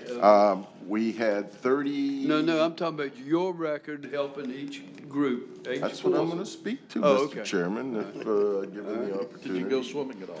We had 31 groups come through. It is referred to as the Laddie package. You're looking at the Laddie. Now, I did happen to have an assistant with me. He's a younger fella. He's also a PGA pro at the golf course named Zach. And between the two of us, we managed to get 17 out of 31 birdies for them from hitting over the pond. So there you go. Good deal. It was a great event, and glad to see it was back on after 2 years of no event. Yeah. That's great. Good deal. Do you know, did you say how much they raised this year? We don't know yet, but in past years, it's 30, 40? In 2019, which was their biggest year, it was the mid-40s. Wow. Now, again, you knock it down 2 years of nothing and no event, and it takes a little time. Yeah, that's super. That's super. Good deal. Anything else? No, sir. Thank you, Commissioner Ross. One last thing, Bobby. We typically put a marker or buoy or whatever at the swimming hole right before you get to that big hole in there. It's not, we haven't put it in yet, so can you check on that? It might be in now. We talked about last week with Tim and his team. The buoy marker won't hold and it washes away, and we have this storm coming. We're trying to get a CAMA permit, and you have to have a CAMA major permit to put in the pilings that could hold it there permanently. Oh, okay. And so we've had some delays getting that permit. I told them to go ahead and, in this past, put the marker back out there. If it washed ashore, we'll just keep putting it back out as often as we can until we get the pilings up, but that's in the works. Yep. Super. So you're already on it. Thanks, sir. All right, that completes Commissioner's business, County Manager business. Yes, sir. Would you pass these out? I did already. Okay. On your, Cheryl gave you a map that looks like this. Yeah. The red on that map is what you're looking at is an aerial view. The school bus garage is the right where all the buses are parked, obviously, and the left is our gas storage and public works and all that on that side of the road. If you look up in the top right up here, there's green. Someone has purchased that or is about to purchase that piece of property and wants to put some cluster houses in there. In an old deed that was done over 40 years ago, the county settled a boundary dispute and granted an easement, and the easement is this dark area on the other side from the red here, where and that's all pine trees, full, big, grown-up pine trees. Right. And part of the deal 40 years ago was that we would cut the trees and open that up as a public road. And it's never been done. We've never been asked to do it. In my opinion, the statute of limitations has probably run on anybody requiring us to do it. I think there's some other legal impediments that, but there is a deed, and the deed's dated, I can't read the date. It's 1978, I can see that. November of 1978, where there is language in there where we said we would cause to have the 60-foot wide strip dedicated and the vegetation removed. For whatever reason, that wasn't done. Nobody asked to do it. The developer has now come to us and said, are you going to move the vegetation like that said? I said, no, we're not going to move that vegetation. I don't think you can make us do it this far out. You know, I hadn't done significant research. I just, off my view is it's probably too late. Will be an expensive proposition. It's probably 700 feet there. And so what he's asking is, well, then would you be willing to allow us to use this paved piece here inside the red that's already there as an easement to the same piece of property? And I told him that I would bring that before you all today and ask if you all had any concerns about that. So we would basically swap easements. And this would be an easement for cluster housing? It would be an easement to access that property. He says he's using it for cluster housing, but he hasn't closed yet because he's trying to do his due diligence on whether he's going to close on it. How large is this little piece of property there? The one they're going to build on? Yeah. I don't know the answer to that. I'm trying to just get an estimate on that. I think he told me it's like 12, four 3-unit cluster homes or something. 4 3-unit? Yeah. It looks like he's got a heck of a lot of vegetation to remove too. Well, part of it, the part that's white is already concrete. So. Would this be the ingress and egress for him? If we chose to allow him that easement. Next to our gas pumps, okay? Yeah. Or he can clear the other side and use the easement he already has if he chooses to. Bobby, what would keep him? I see Meekins Drive coming in there, I guess kind of from the north, but would that connect into his property? I don't know. Likely I haven't looked. Likely there's no easement. I don't know if his property goes all the way to that drive. And if it does not, he would need an easement through whoever owns that property. So what he's asking for is to be able to use the area inside that road that's kind of runs along the vegetation there. Mm-hmm. That's what he wants to use. Yeah. Right, and that's the access that's currently used for all that storage stuff you see on that back lot. Okay. And what's in that building that runs? All that's owned by Kellogg Supply. Okay. So using, how many units did you say would be in there? 12? About? Yeah, roughly. So using that road is not going to create a real problem? I would say not. What I would do is I would call Kellogg Supply and make sure we're not creating a problem for them. But I wouldn't think that we would be. Do they have an easement? Yes. They have that same easement. Okay. I don't So you wanna know, call is there a them before we make a downside to this, decision? Bobby, that we're missing Not somewhere? unless Kellogg Supply has some reason. I don't see any downside. No, that's why I asked if there's something I'm missing. I didn't see. Yeah, any. I don't see any downside either. I mean,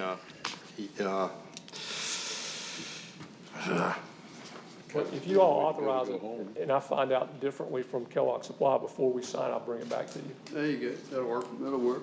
Yeah. you need a motion? Need a motion? Yes.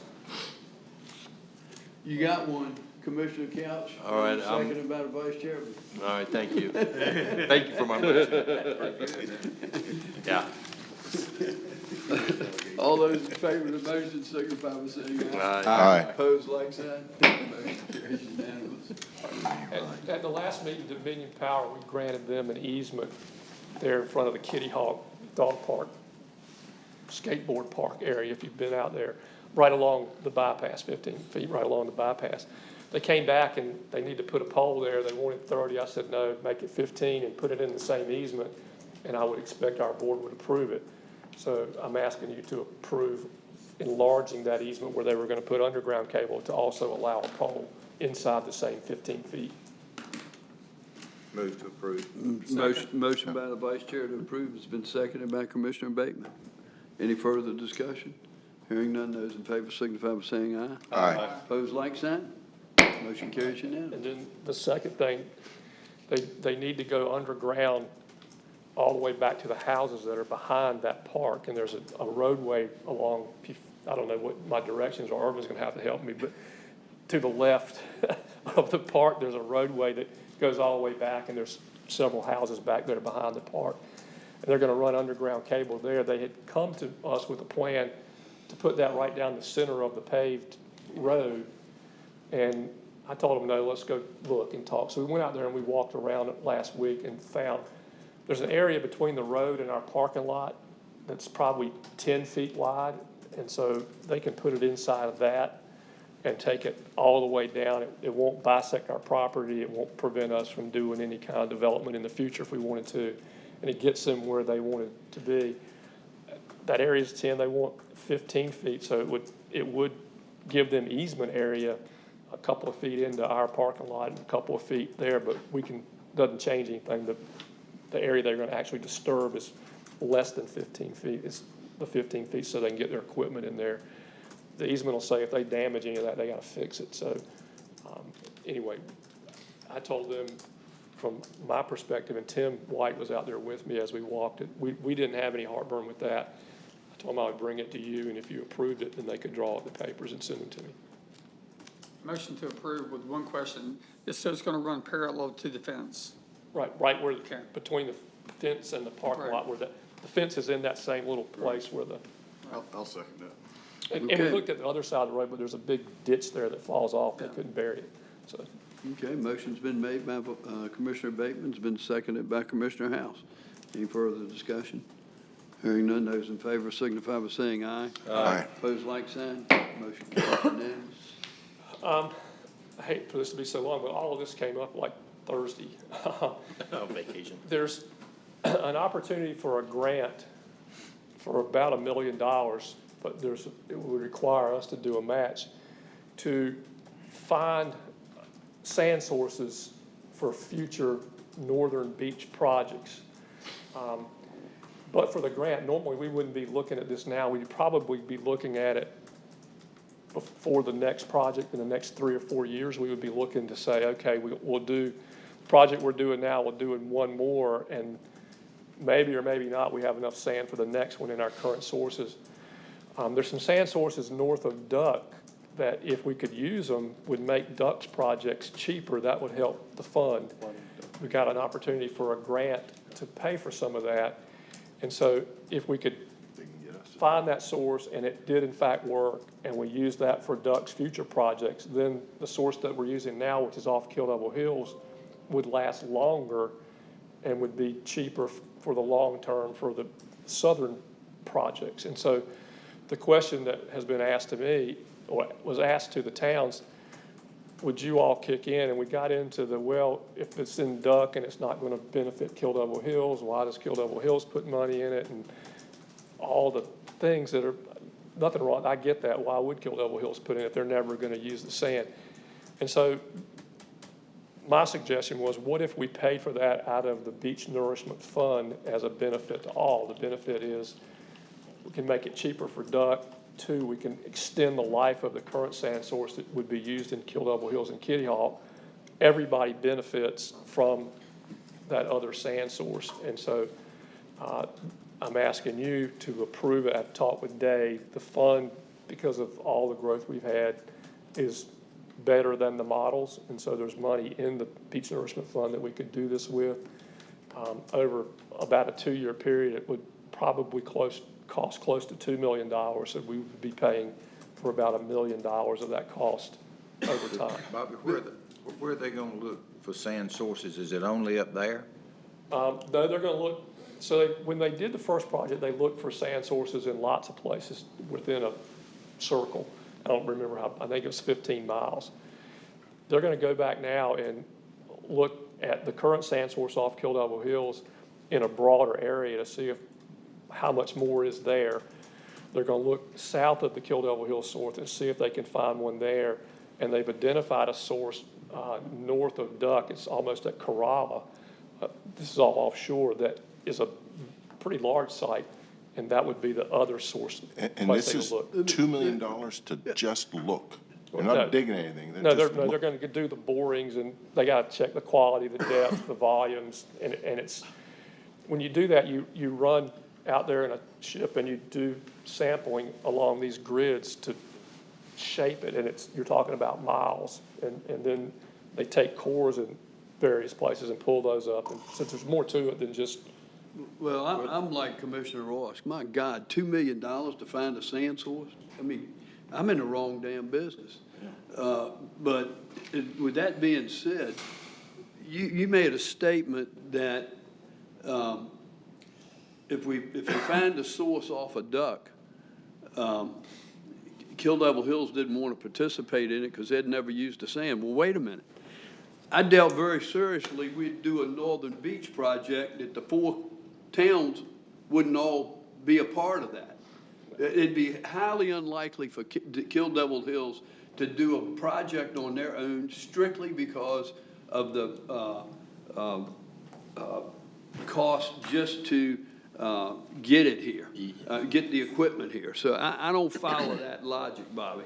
No, what I was trying to do is, rather than try to apportion the beneficial uses, we've got a beach nourishment fund that's for the benefit of everybody. Right. Let's use the beach nourishment fund and find these sand sources for everybody, which is what we did in the beginning. The first sand source, we paid for that. Well, we paid $1 million for that.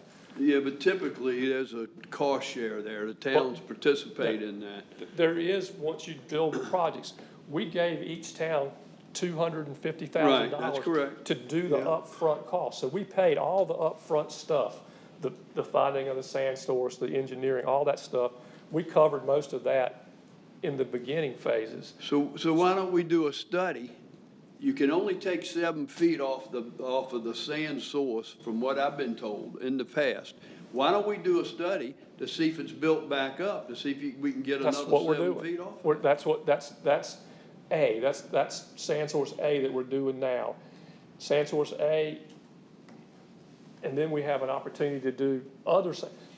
What's triggering this is if it costs $2 million to do it, we can do it for $1 million now because we have a grant. If we wait 3 years to do it, we're covering the whole $2 million.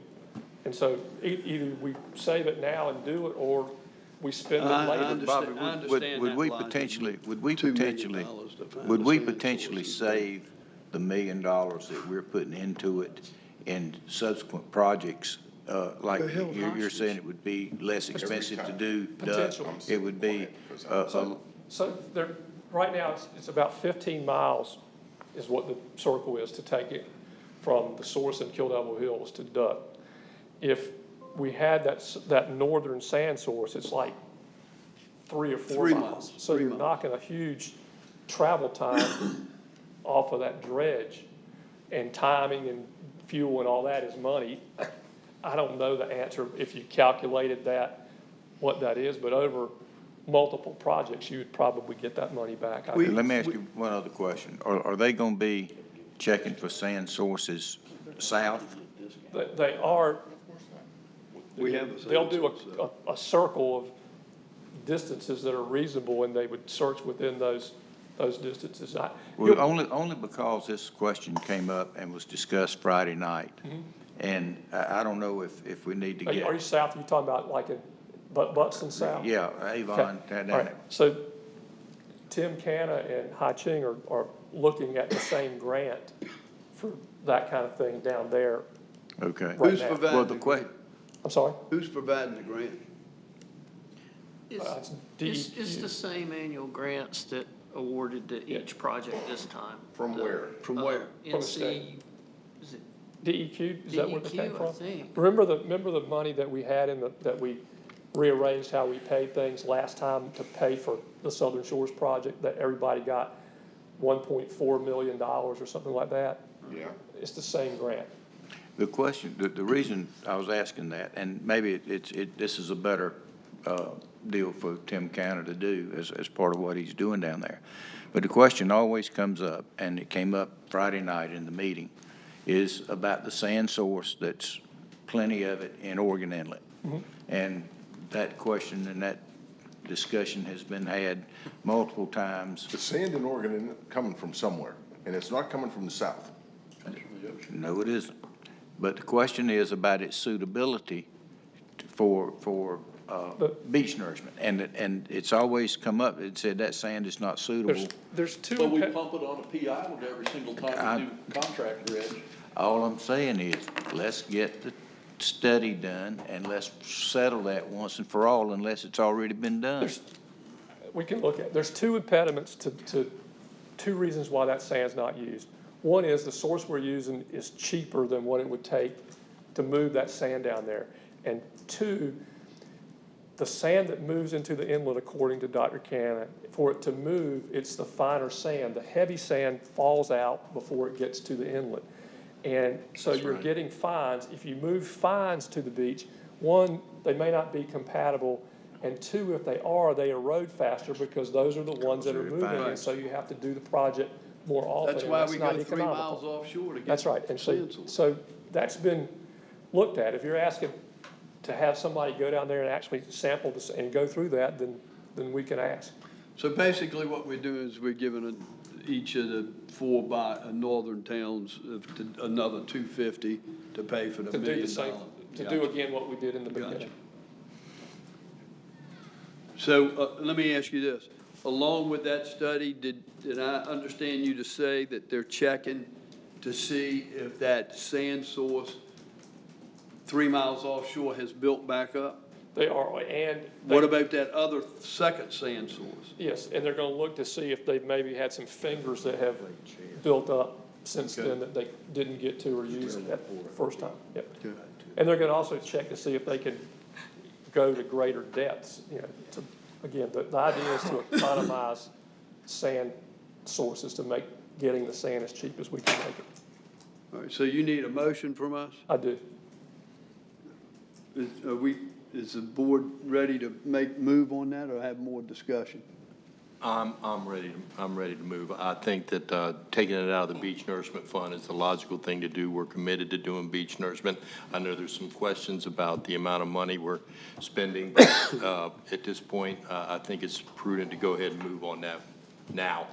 Otherwise, that 1 million could turn into much more than that. I couldn't agree more, but it is frustrating to see what the cost of that is.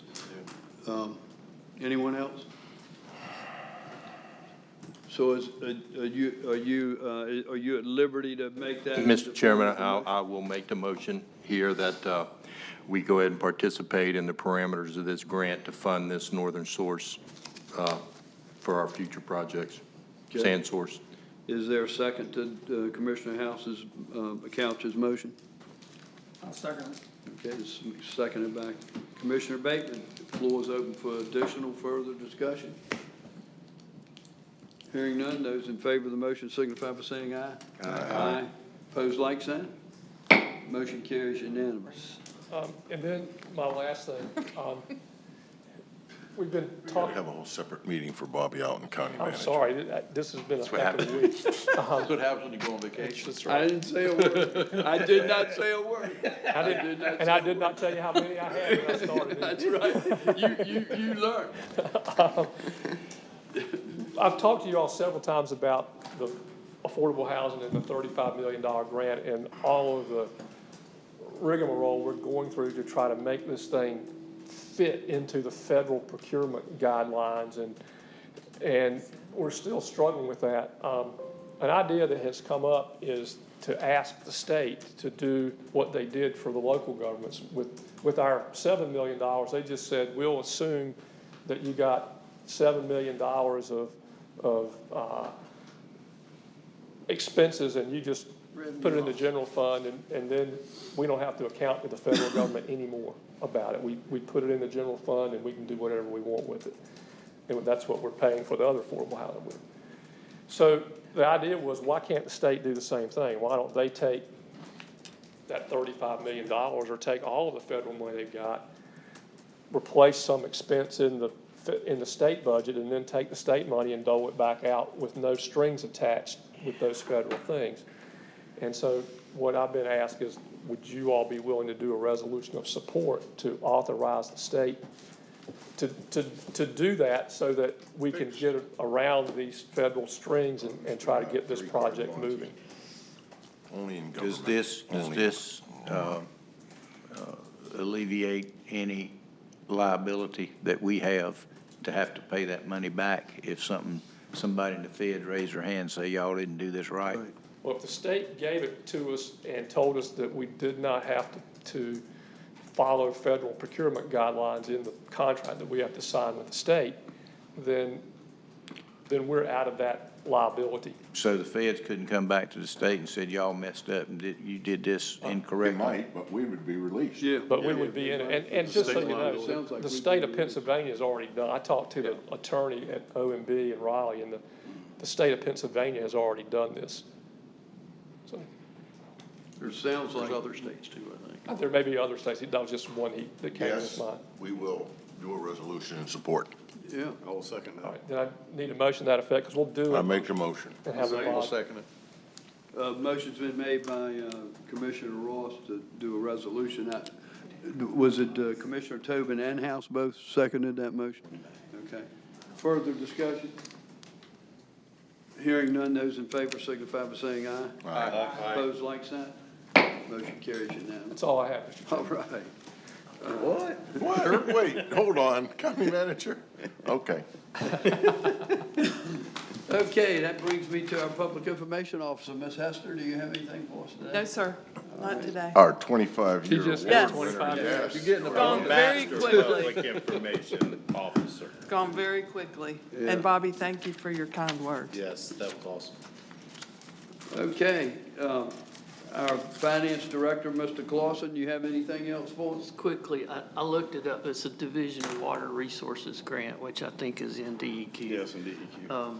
And then the beach nourishment projects, Avon and Buxton, and Avon, most of the beach pipe was delivered, I think, last Thursday, and they're still sticking by their two dates.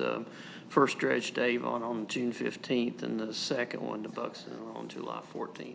They're moving some of it to Buxton now. I saw 2 trucks carrying pipe going to Buxton this morning. Okay. It's stacking. And then Dustin tells me that up here, they'll start pumping sand by the end of this week and then work north through Kitty Hawk. Really? They're gonna start pumping sand where? Killable Hills. In Killable Hills? Killable Hills. And work north toward Kitty Hawk? Through Got it. Kitty Hawk. Okay. Super. Dave, just off the top of your head, what do we have in our nourishment county now? Just talk, tad just, enough. it doesn't have to be exact, just ballpark. Is your I question can what do we tell have you in the excess, minimum or what is coverage just the was. balance, even if No, it's what's, committed? yeah, I'm Oh, just here, I curious got what it. we have. I Well, was- both, to be honest.